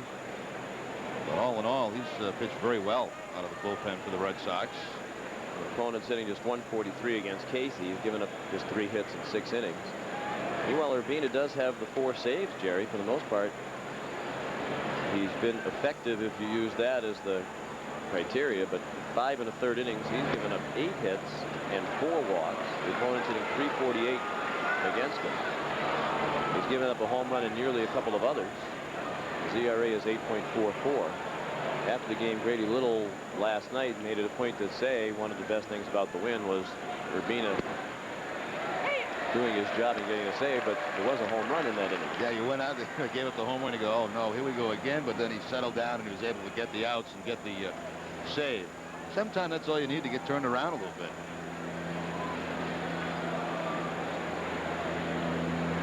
Banks trying to turn himself around out there. Full count now with 2 outs. Posada will be running on the payoff to Ventura.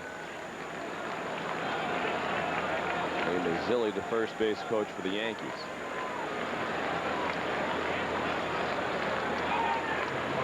Posada runs, and it's ball 4. Back-to-back 2-out walks.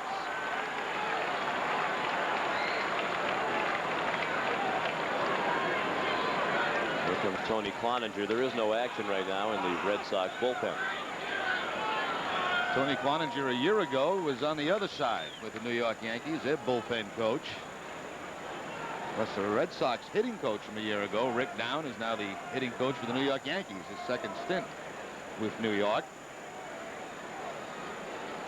There's Rick, a very hard-working coach. First time he's been on the Yankee staff with Joe Torre as the manager. Who was the last guy? Buck Showalter? I believe so. Yeah.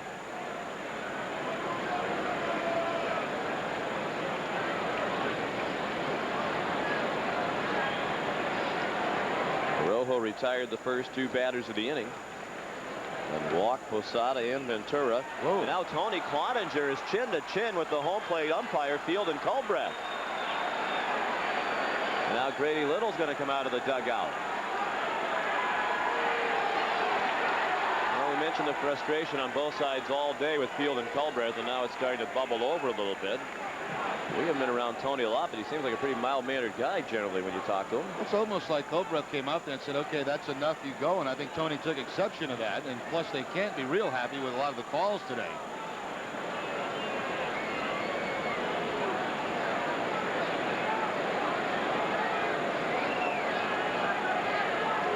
I don't think he threw him out, did he? I don't believe he did, no. Well, you wonder if Culbreth said something and realized maybe it was inappropriate, because he certainly let Cloninger stay in his face for a long time. And you're not supposed to argue balls and strikes when you go to the mound. That must not have been what it was all about.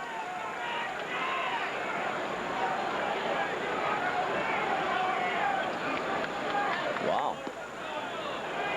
Tony still in that dugout, or did he get thrown out? No, he's still there. Still there. Maybe not. He heading down the runway?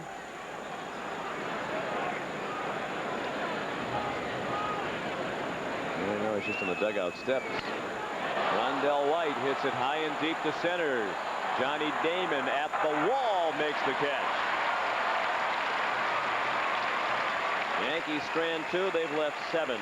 7th inning stretch. You're watching the Fox 25 Red Sox television network.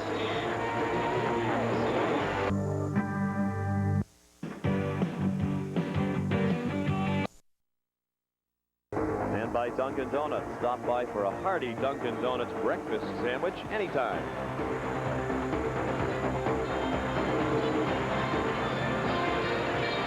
Yankees lead 6-3 as they try to even this series at 1 win apiece. David Wells has gone all the way on the mound for New York.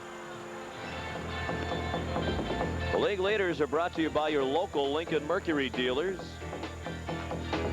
Check the team batting average leaders in the American League. Toronto with a 14-run game a couple of days ago against Tampa Bay, helping its team batting average up to 295. Chicago, Seattle, then the Red Sox and Yankees.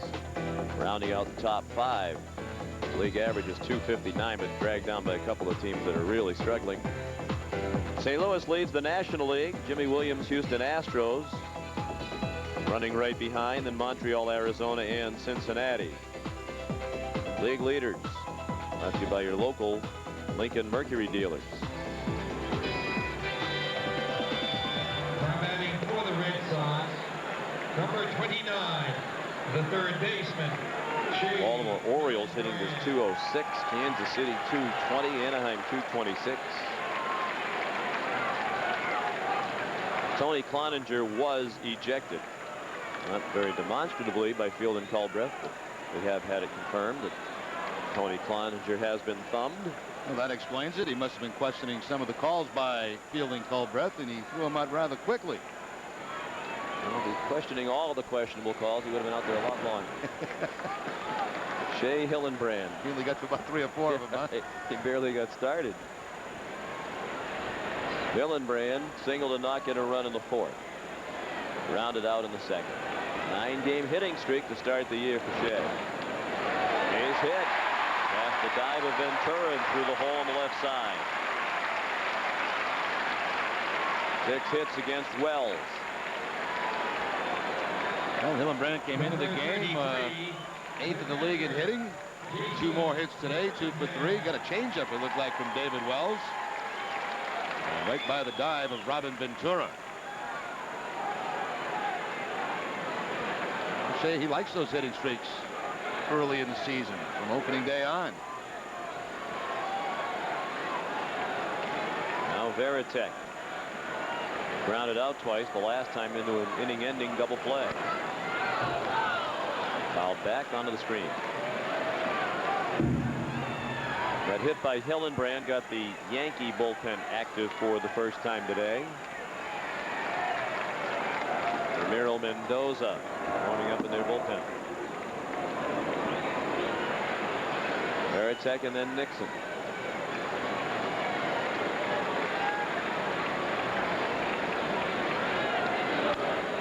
Called off to our right. Sellout crowd today, 33,756. 33756. And a little smaller sellout than the night games because the center field area seats taken away there for the backdrop. That's covered during the day, not at night.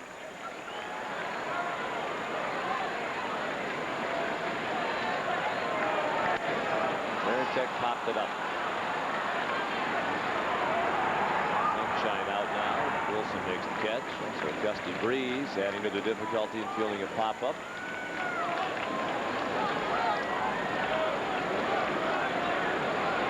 Number 7, the right fielder, Trot Nixon. There's Trot. Red Sox will need another base runner here to get the tying run to the plate. Nixon is grounded out and struck out.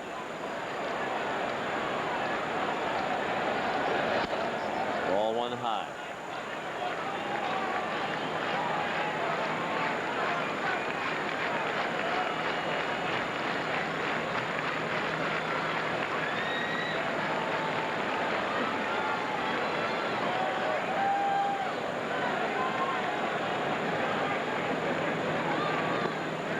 Dirt, dug out by Posada, 2-0.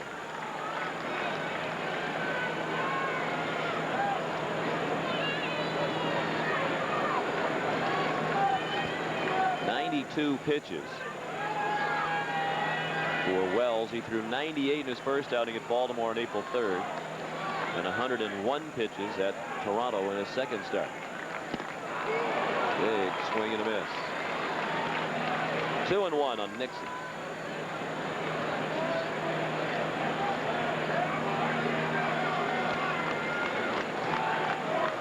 Well, Stottlemyre, their pitching coach, going to retire at the end of the year. 2-2.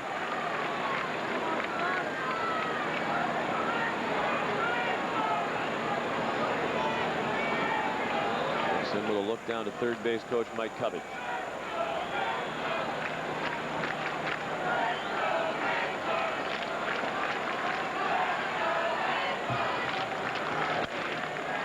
Got the end of the bat on that one and fouled it out of play to the left.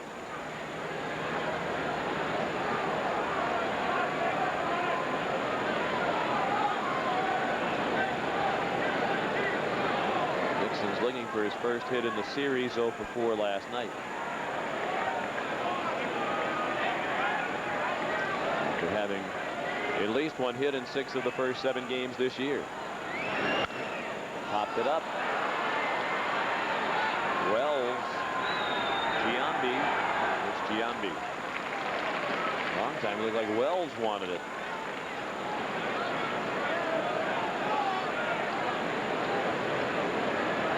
Nixon 0 for 3 today against the left-hander. Last year he did struggle against left-handed pitching, and as time goes on, if that continues, you may see a switch in the lineup. Maybe you get Ricky in there against the righties. Keep Ramirez in the outfield.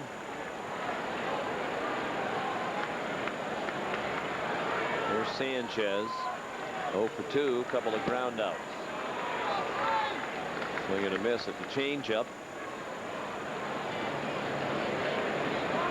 Sanchez had been a very hot hitter. Started the day at 346, 10th in the American League. Dropped down to 321 with the 0 for 2 today. Was 2 for 3 with a run scored last night. Still 7 for 17 on the homestand. Up the middle.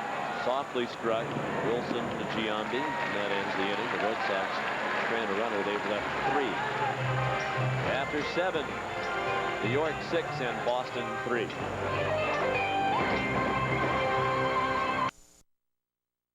Mellow taste of Dunkin' Donuts coffee. The Yankees got 4 in the first, a 3-run triple by Jorge Posada. Red Sox battled back with 3 runs in the 4th, including an RBI single by Shea Hillenbrand. David Wells outpitched Pedro Martinez. There were some bright spots for Pedro if you just tuned in. And good life on the fastball.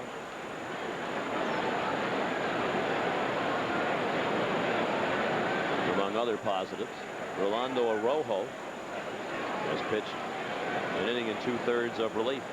Charged with 1 run, 3 hits and 2 walks. John Vanderwall pops it up over by the Yankee dugout. That'll go out of play. Vanderwall, then the number 9 man Enrique Wilson, and the top of the order Derek Jeter. Willie Banks started throwing in the Red Sox bullpen.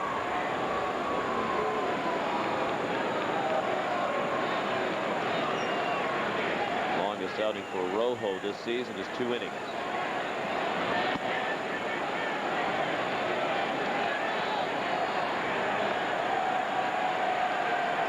Ball and 2 strikes on Vanderwall. 17 career pinch hit homers for Vanderwall. That's 3rd on the all-time list. A bench player throughout much of his National League career, sort of an in and out of the lineup kind of guy.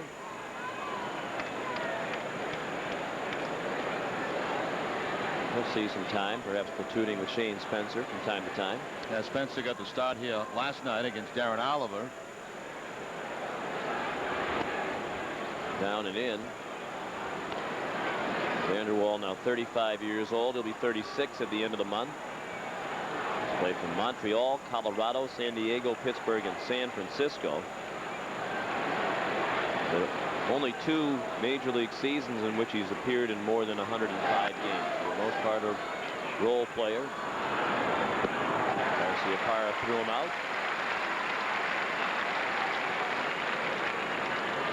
And so much was made yesterday about Nomar not playing in the game and Veritek getting the night off against the Yankees, and the Red Sox went on to win that game. He was talking to Grady about that this morning. He says, there's no way I'm going to play the game. The guy 9 games in a row this stage of the season. He says last year, he was talking about Pedro. He says all those games he had early with the Yankees, he said, you know, maybe had he missed one of those, he may not have broke down later on in the year. Ground ball and a base hit for Enrique Wilson. He's 2 for 4 while giving Soriano a day of rest. A double and now a single for Wilson. I guess the question some fans had, you're going to rest him, why not do it against Kansas City the night before? Could have rested him maybe that game against Kansas City and then the last game in Toronto next week, and that gives you 2 days off because you get an off day to follow.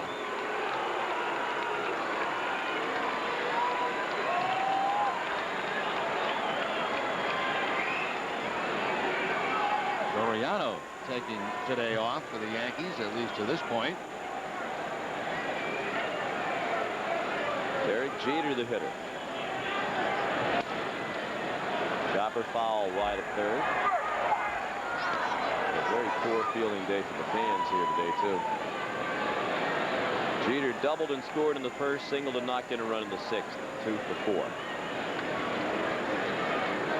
Yankees lead 6-3. They have a 1-out base runner here in the 8th inning.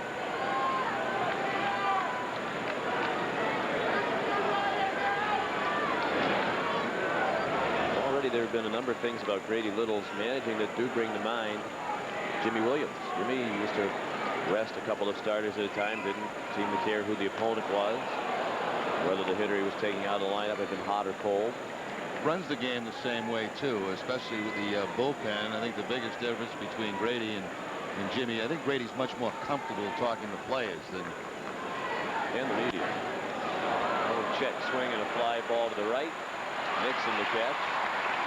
2 outs. And for example, this morning when Maloney came into the locker room, Grady called him in right away, and I happened to be sitting in there with him at that time, and he talked about some things, you know. And he says, thinking that Maloney might have expected to play today against the lefty. Yeah, I asked him, he said, what do you got planned for tonight? You know, he said, Lou said, I'm going to go out to dinner down in the North End. He says, well, try to get in a little bit early. He says, because you're in there tomorrow against Messina. So letting him know that he's going to get a start tomorrow. I think Jimmy, on the other hand, would not do something like that. He'd just make that lineup card out the day that he came and kind of caught everybody by surprise. Grady tells guys that, you know, you're going to have tomorrow off, or you're going to be in the lineup tomorrow. But you're right, the managing style, very much the same. The different lineups, guys moving around at different spots in the lineup. Nick Johnson, the batter. You see the highlight of Jimmy last night when ESPN came out to take Wade Miller out of the game? You know, Jimmy had sometimes the reputation with some of his pitchers having a quick hook. It looks like he's already irritated 1 or 2 of the Astros. Wade Miller had the look on his face and staring off into space like, I can't believe I'm coming out. And he practically handed the ball to Jimmy on the run as they passed each other. Jimmy just arriving at the mound as Miller walked off pretty briskly. Jimmy give him the clap before he got out there. Give him a little clap. And almost grazed Johnson. Well, they'll get used to it. Yes, they will. Because he's not going to change. Jimmy will not change. There's one person that you know you could bet will not change. It would be Jimmy Williams.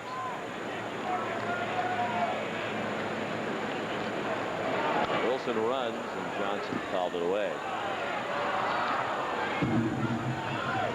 Houston off to a slow start. The 4-6, I believe. Yeah, 4-6 on the season going into today's action. St. Louis leading that division at 7-3. It's supposed to be St. Louis and Houston, the 2 best teams in that division, according to the pundits.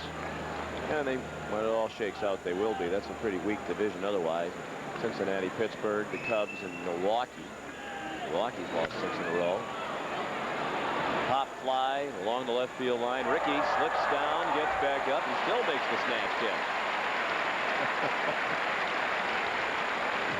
Some extra degree of difficulty points earned by Henderson. We go to the bottom of the 8th. This is the Fox 25 Red Sox television network. Now here's WB. Defensive change for the Yankees as they protect a 6-3 lead in the 8th inning. Gerald Williams takes over for John Vanderwall in right field. David Wells still out there, 98 pitches through 7 innings. Just the one tough inning in the 4th, and he was hurt by some bad fielding. Other than that, he has pretty much dominated this Red Sox lineup today. They had 4 of their 6 hits in the 4th inning. All of the Red Sox hits today have been singles. Neither team has been able to take advantage of this breeze blowing straight out to center field. There's not been a home run in the game. Rickey Henderson, an infield single, a walk, and a strikeout. He has stolen a base, his first as a member of the Red Sox, and scored a run.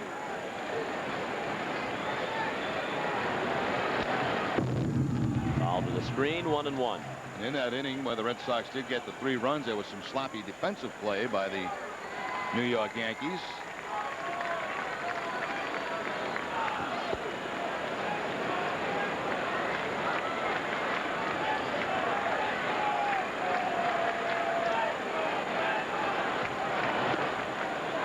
Just inside, 2-1. Did you say that? Yeah, it was as far as touch to see if my mic was. Yeah, it's still there. It's not bad. It's the first time this year. They love that in audio when you do this, too. 2 balls and 1 strike.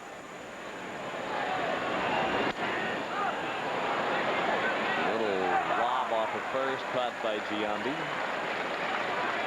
You know who has that happen all the time? The radio guys next door. Stiglione and Tripiano. All right. They don't listen to a word the other guy says. How about Ricky's style points here? Now, you'd think he'd abandon the snatch catch after slipping down, but no. Little slip by Rickey, still makes that stylish catch, which we've become accustomed to. Well, in slow motion, it really shows you that ball's in the glove for quite a while before he kind of pulls it down. Yeah, you it's gotta not like get, he's going to risk losing it. It's an illusion. It's like a magician. You got to get that ball in the glove. Then you get the quick hands. Did Wendell Kim employ the snatch when he was a player?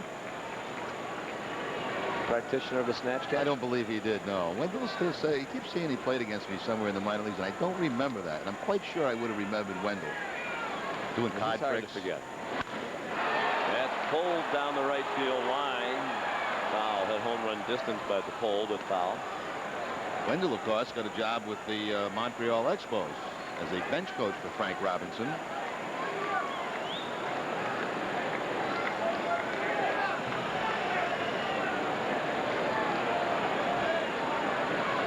Damon 1 for 3 today. Takes a breaking ball in the dirt.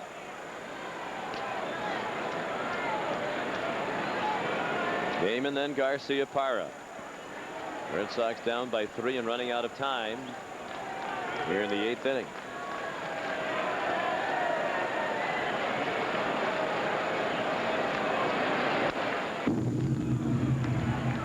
Well, the Yankees really have to be happy with the start they've got from David Wells. Coming off back surgery. Chance today to go to 3-0. This is his 3rd outstanding start. He had to be considered a big question mark coming into the spring after back surgery at his age and the physical condition in which he's been generally throughout his career. He has strengthened what was already an imposing starting rotation. And they're going to get Sterling Hitchcock back from injury. He's on the DL right now. Damon drives it to straightaway center. Bernie Williams retreating, and it's off his glove and on the ground. Looked like that carried further than Bernie thought it was going to. Of course, even when he's running fast, it doesn't look like he's running hard because he's a rather graceful runner. almost looked like he was gliding back on that ball, and the ball caromed off his glove to the ground. So they continue to desert David Wells in the field. Yeah, I think Bernie got trapped. One thing outfielders don't want to do is get trapped in the habit of drifting after the ball, and that's what looked like happened here to Bernie Williams. Damon, I think, surprised that ball dropped out of his glove. He'll get into second base, and Wells will leave the game. Didn't get a lot of support out there from his defense. He was charged with 7 hits, but it could have been far fewer than that had his mates made some plays. So Ramiro Mendoza, who's had some terrific appearances over the years against the Red Sox, comes in as Wells departs.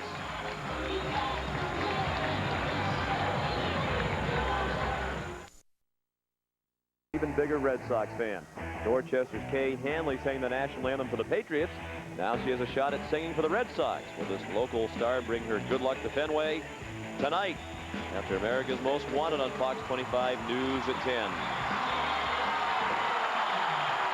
Here's Ramiro Mendoza. Only one appearance so far from Mendoza. Came off the disabled list about a week ago.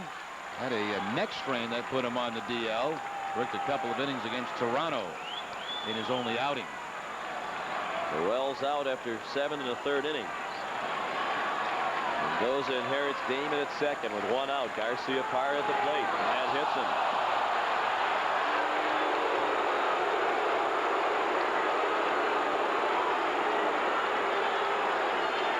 Tuned in late, there were warnings early on. Pedro Martinez hit 2 Yankees. Both times he hit Jason Giambi. The second one might have been intentional.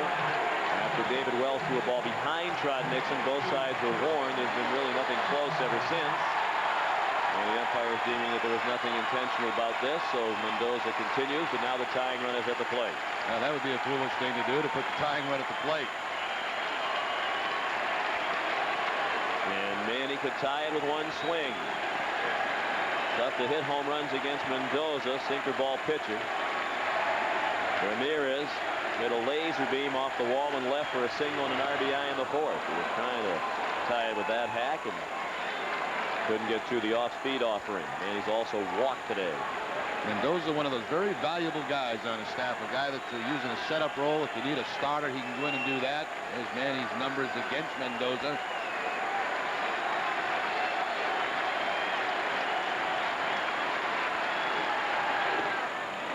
Strike 2. Mariano Rivera getting ready.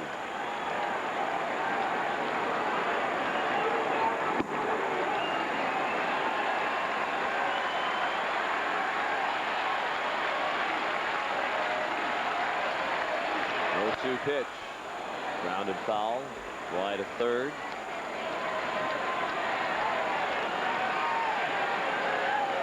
That neck problem must be contagious for the Yankee pitchers. El Duque scratched a couple nights ago. Made a quick recovery, though. Couldn't pitch Thursday in Toronto with the stiff neck, but did pitch last night. Sleeping on some bad pillows, maybe. 0-2 on Manny. Tony Clark on deck. Good stop by Posada, keeping the double play ball in order.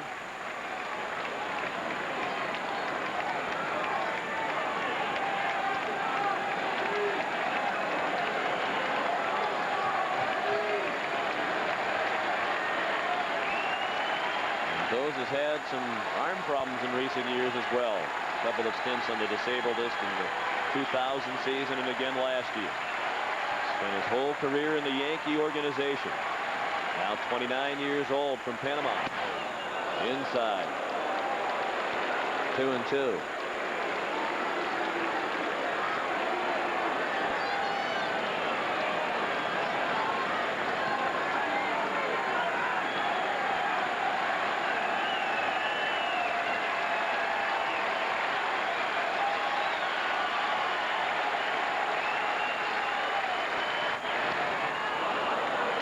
High and fouled back. Mendoza very fortunate he got away with that pitch. A high sinker. Unusual from him. As we mentioned, doesn't give up a lot of home runs. Last year in 100 innings surrendered just 9 homers.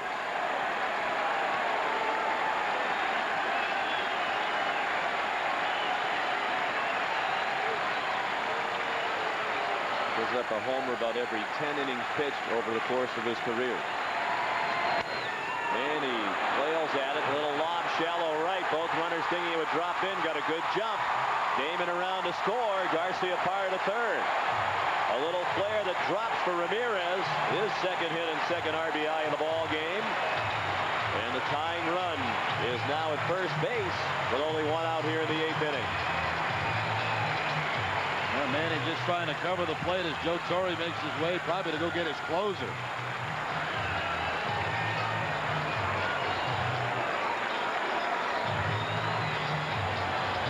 For a long time when that ball was in the air, Jerry, I thought there was some question about whether it might be caught by either the second baseman or the right fielder, but the two base runners apparently read it almost immediately because they didn't hesitate. Yeah, a lot of room. Williams was playing deep out there in right field. That's what you're supposed to check as a base runner. Where are the outfielders? A run charged to Wells, so he gave up 4 runs in 7 1/3 innings. Mendoza responsible for the 2 base runners, inherited by perhaps the best closer in the game, Mariano Rivera.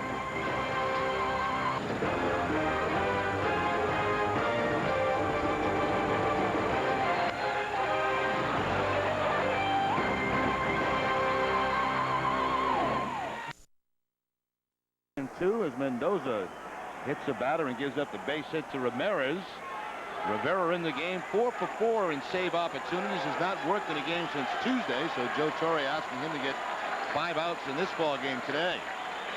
218 career saves, needs 6 more to tie Dave Righetti for the all-time Yankee record. Saved 50 last year, which was the single season record. Of course, had the blown save in the 9th inning of Game 7 of the World Series. And Arizona came from behind to beat the Yankees and win the world title. Clark is overdue. 0 for 3 today. Hasn't looked good doing it. A strikeout and 2 weak groundouts. 0 for his last 21. After starting the season 4 for 9. He would put them ahead with 1 swing. Manny Ramirez the tying run at first, held by Giambi. Down to first. Giambi looked at second, but after he fell to his knees, decided to take the safe play at first. And Garcia Parra is in, and the tying run is in scoring position. A break there for the Red Sox. Giambi fell to the ground. Clark is credited with an RBI and what looked like it was going to be a double play ball off the bat. Now, Giambi would have liked to get that lead runner. Obviously, that's the tying run, but didn't feel comfortable in making that throw. Maybe was blocked a little bit by the runner going to second base. Nomar off on the contact, scoring the 5th run of the afternoon for the Red Sox.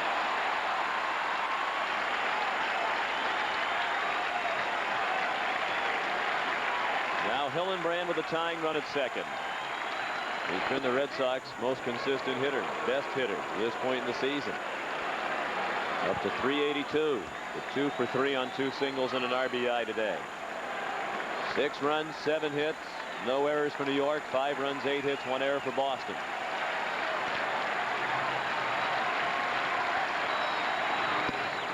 Fastball up and in.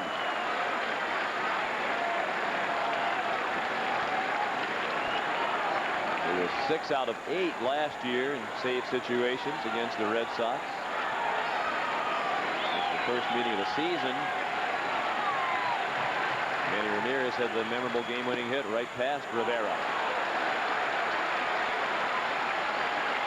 It's about 1 year to the day last night. Very exciting ball game as well. Urbina and Fossum in the bullpen. 2 outs, 8th inning. 2-1 pitch. He swung at ball 3. Couldn't lay off the high fastball.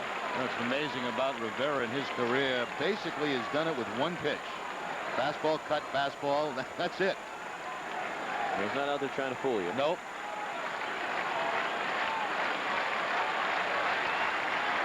There's a mid-90s mile-an-hour fastball with movement. The 2-2 to Hillenbrand. Hit in the air to left, high and deep, way back and gone.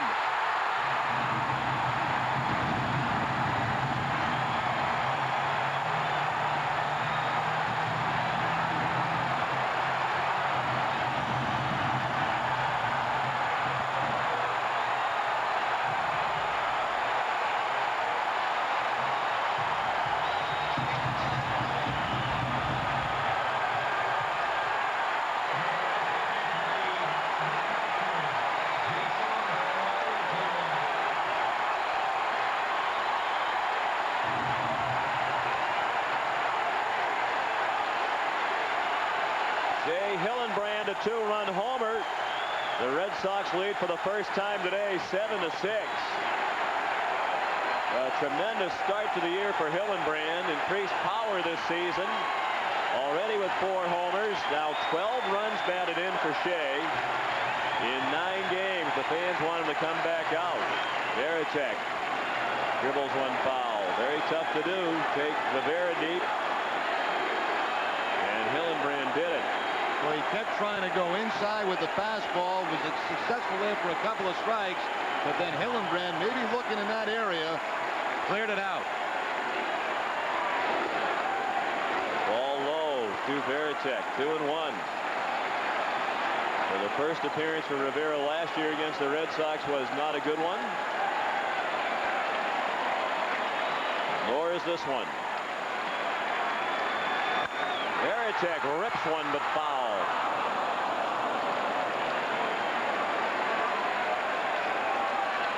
The 2 runs charged to Mendoza. And 1 to Rivera.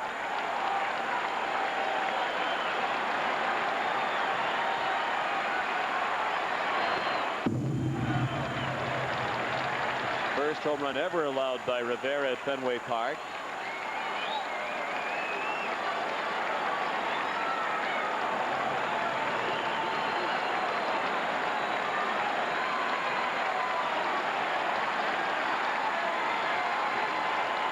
Two and 2 now.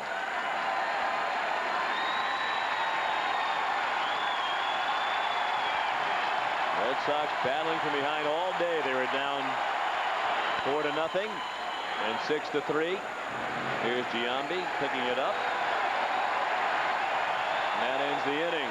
And Rivera is taken deep by Shea Hillenbrand. And the Red Sox take a 7-6 lead to the 9th.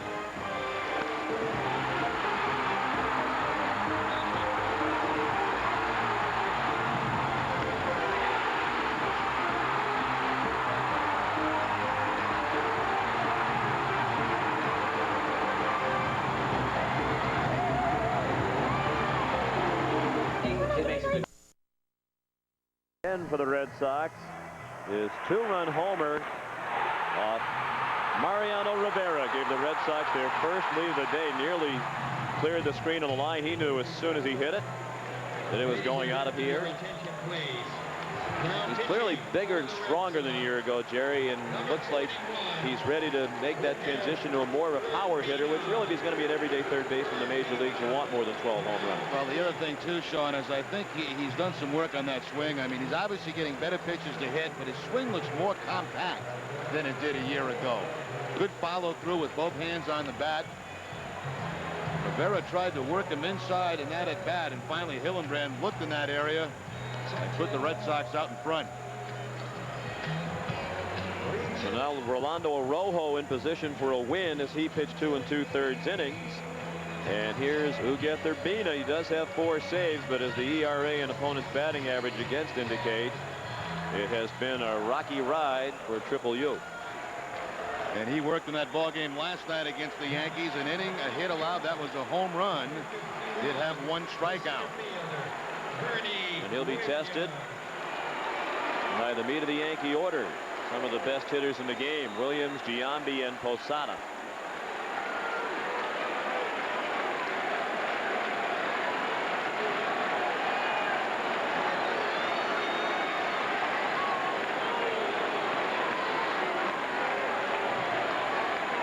First pitch from Urbina. Strike 1. Outside part of the plate. Williams 0 for 3 with a walk. 0 for his last 9. He walked and scored in the first inning. Pedro Martinez went 5 1/3. Araujo 2 2/3. Now Urbina. Down and in.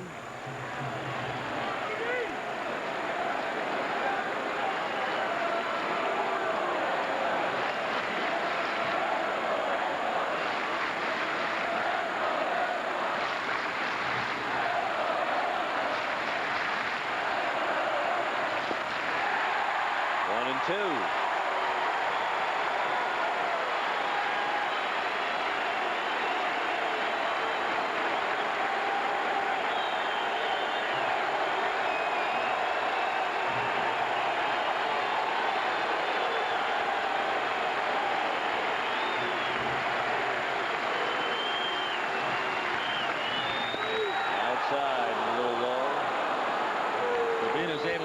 the save today that'll tie him with Bob Wickman and Guardado. In Minnesota, they both lead the league with 5 saves. Urbina and Rivera with 4.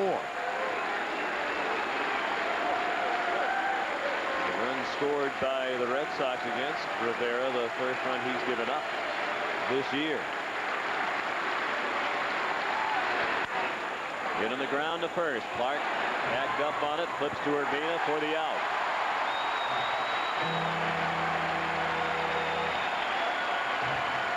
Always dangerous with that first baseman starts to backpedal any infielder, but that time Tony able to make the play and give the nice underhand flip to Urbina covering the bag. That's what you don't like to see, and it's very uncomfortable for an infielder. Start to back up.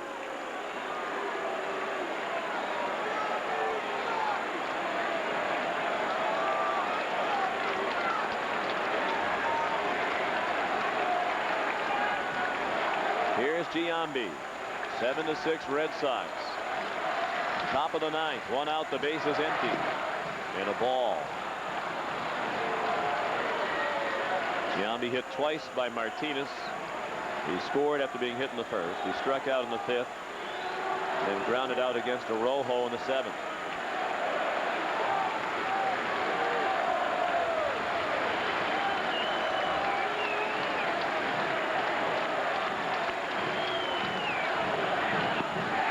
Changeup. I mentioned that nothing has come with ease for Urbina this year. He's given up at least 1 hit in every outing this season prior to today, and at least 1 run in 3 of the 6 outings, including the last 2. But he does have the 4 saves, thanks in part to the fact that a couple of times he's come into ball games with more than a 1-run lead. Little lob. Back by the stands, no chance for Hillenbrand. About 8 or 9 rows back into the sellout crowd. Urbina ahead of Giambi. 1-2.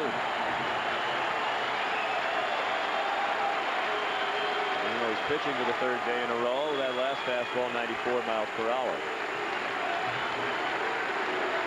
Also mixed in a few sliders recently to left-handers along with that changeup.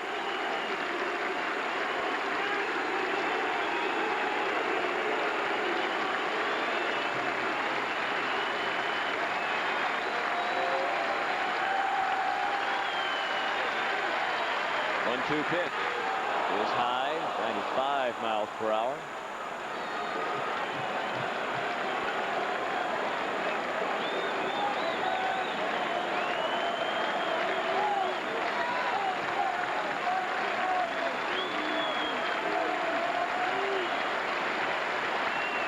Two balls and 2 strikes on Giambi with Posada on deck.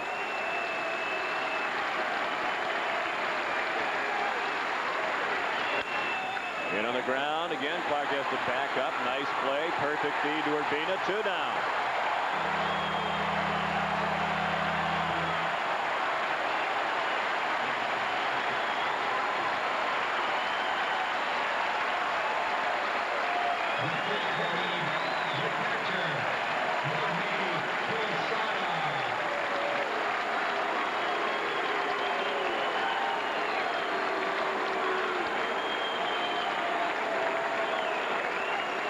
Here's Posada. He tripled with the bases loaded to knock in 3 in the first, and the Yankees jumped out to a 4-0 lead. Posada scored the 4th run. He has struck out twice and walked since. Red Sox battled back all day. Took the lead for the first time with 4 runs in the 8th. Posada takes a strike.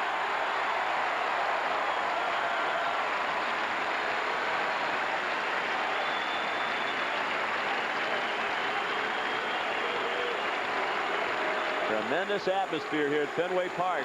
Many of the fans on their feet, hoping to watch Urbina get the final out. The Red Sox earned their 2nd straight win over the Yankees and leapfrogged them in the first place. The ball 1-1.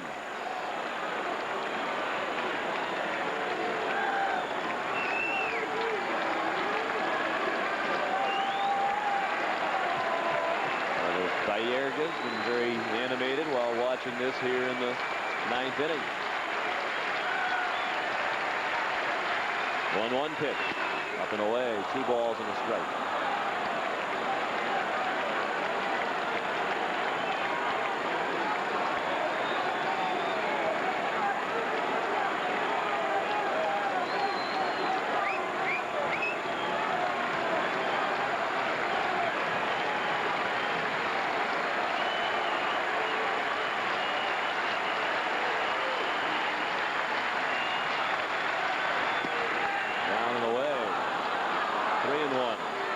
Posada reach. Robin Ventura would hit next.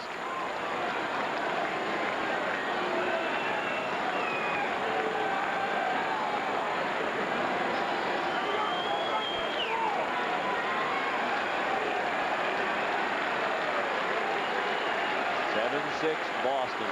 Top of the 9th. 2 outs. The base is empty.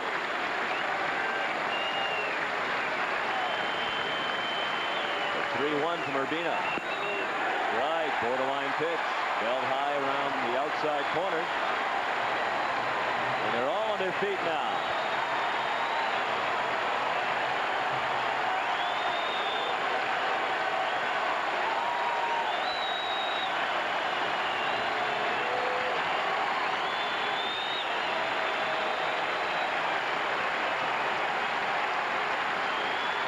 The payoff to Posada. Fouled away. Chopped it over by the Red Sox on deck circle. That's interesting, Sean. Grady Little, another thing you might notice, not guarding the lines with the 1-run lead. Clock off the line at first base. Hildebrand with the left-hander up way off the line at third. So he's been way off the line all day for these left-handed hitters.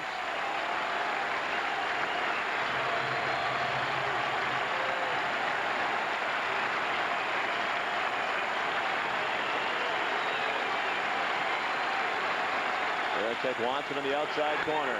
Line to right, a hit. Urbina still has not had a 1-2-3 inning this season. They've had at least 1 hit in every Urbina outing. Have the opponents. There will be a runner for Posada. Number 19. Alfonso Soriano comes in to run for Jorge. He'll be the tying run at first. Ladies and very gentlemen, good your speed. attention, please. Yeah, very good speed, and also Urbina very slow to home plate. Posada at first base. Number 12, Alfonso Soriano. The man who's been the best hitter for the Yankees this year coming to the plate. Robin Ventura started the day at .313 with 4 homers and a league-leading 13 runs batted in. Tied for the league lead in homers. Tied with Jim Thome for the league lead in runs batted in. 2 steals this year for Soriano. He's been thrown out once. You've already seen that even it's a 1-run game, that won't stop them from running with Oogie on the mound. They feel like they can get a good jump. Red Sox have not thrown out an opposing base stealer this year. Opponents are 13 for 13, including 1 for 1 today. Urbina threw strike 1.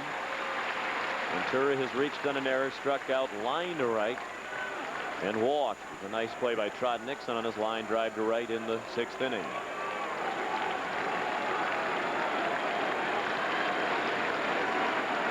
Soriano stole 43 bases last year in his first full year in the majors. Outside, 1-1.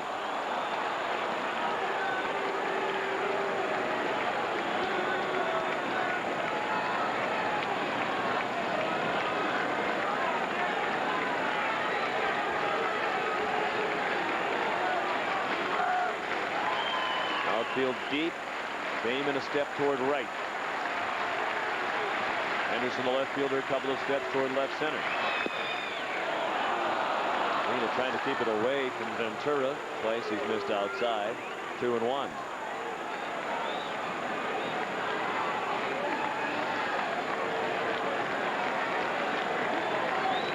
Grady Little's expression doesn't change very much. Tone of voice never changes much from that southern drawl and a low delivery, but you have to think inside he's got it churning pretty good right now.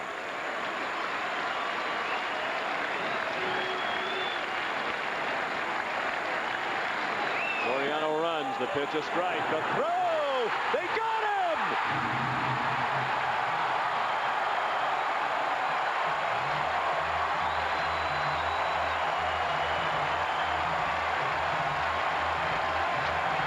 What a way to end the ball game as Jason Varitek throws out a runner for the first time this season. The opponents had been 13 out of 13 against the Red Sox pitchers and catchers. But the best time of all to finally nail one with 2 outs in the 9th against the Yankees. And Soriano, one of the best base stealers in the game, gunned down on a terrific throw by Varitek to end it. Dramatic come from behind win for the Red Sox, 7-6. Shea Hillenbrand, the star of the game, his 2-run homer gave the Red Sox their first lead of the ball game with 2 outs in the bottom of the 8th. Made them a 7-6 winner as it stood up as the margin of victory. And Urbina has his 5th save of the season. Last thing you want to have happen is be thrown out at second base to end the ball game. Very close play. Wow. Looked like the hand may have been in, but did Soriano come back off the bag? Guess it was a moot point while after he slid off the bag, but it certainly looked in the first replay that the hand might have been in there. Have to feel good for Jason Varitek throwing that man out at second base to end the game. And Urbina certainly happy. Varitek's thrown the ball pretty well lately. He really has. He hasn't had much help. Let's look at the tag again. Yeah, it looked like that hand was clearly on the bag, but then he comes off the bag. Yep. And Nomar tags him, so it's a moot point.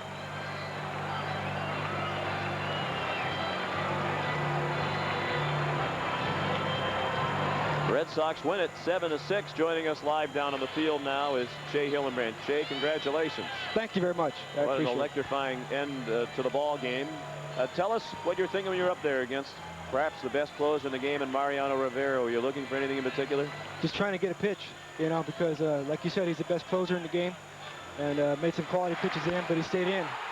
So I was able to just make my adjustments and do what I needed to do. That's the key, making adjustments. And in the second year, it looks like you're making a heck of a lot more adjustments, too. He just kept trying to bury that ball inside, and finally it looked like you were looking in that area, and you cleaned it out. Yeah, I was just, I'm looking in there, but it's just a reaction, because you can't look in there and try and get there. You just got to let yourself get there. But I know how the Yankees are. They're trying to get me out in and down and away. But I feel real good right now and just trying to keep it going. Shea, have you made a conscious effort to hit for more power? Do you get bigger and stronger in the offseason and make changes in your swing to maybe hit more home runs, or is this something that's just kind of happening for you? It's just kind of happening. Let myself do it, because once you try to do that, I think you're going to get yourself in a route. But just trying to stay consistent, hunt better pitches out, get deeper in the count, because once I do that, I'm able to gauge things and just keep things going. Shea, that's one thing that's been very obvious, it seems to me, that you've got yourself in more hitters count this year, this early in the season, than maybe all of last year. Yeah, it's the biggest adjustment I've had to make, because I like to swing the bat, but feel real good right now. And pitchers know that. They're going to make those adjustments and try and get me out early in the count. But once I get myself in better counts, like I said, I'm able to see better pitches and get better wood on the ball. Well, as we know, you're an even-keel guy, and it's early in your major league career, but how did that moment rank? The best ever. Like you said, against Mariano Rivera and the Yankees, I had to look in the dugout first before I went out to the plate, because I didn't know if they're going to pinch hit for me or not. Just want to make sure there. And I'm just glad Grady's giving me a chance to prove myself and let us go out here and play. I think it's going to be a while before he pinch hits for you. Yeah, I don't have to worry about that. Hopefully. Hey, Shea, congratulations. Thank you very much, guys. That's Shea Hillenbrand, off to a tremendous start for the Red Sox. And as he said, the best moment of his major league career for him personally, as he absolutely brought down the house with a line shot in the top of the screen in the bottom of the 8th off Mariano Rivera to give the Red Sox the 7-6 win. 7 runs, 9 hits, and an error for the Red Sox. They made the most of their opportunities as they left only 3 men on base. The Yankees 6 runs, 8 hits, and no errors, and they stranded 8. Rolando Araujo, the winner in relief of Pedro Martinez, his first decision of the year. Rivera takes his first loss, 0-1, and Urbina saves it again, number 5. Attendance here today, 33,756. Once again, the final score: the Red Sox 7 and the Yankees 6. This is the Fox 25 Red Sox television network. The play of the game is brought to you by your New England Ford dealers. Of course, it's the Shea Hillenbrand home run off Rivera in the 8th inning. Number 4 on the season for Hillenbrand. He also had 3 RBI in the afternoon to give him 12 total. For the best selection of cars, trucks, and SUVs on the planet, visit your local New England Ford dealer or log on to newenglandford.com. Well, this will be a tough one to follow, but we're going to try it again tomorrow afternoon. Game 3 of this 4-game series as the Red Sox try to make it 3 in a row. Tim Wakefield will take the mound for Boston. The Yankees counter with Mike Messina. Game time 1 o'clock right here on Fox 25. Stay tuned now for the X-Files. Now for Jerry Remy and our entire crew, Sean McDonough saying so long from Fenway Park in Boston, Massachusetts. This has been a presentation of Fox 25 Sports.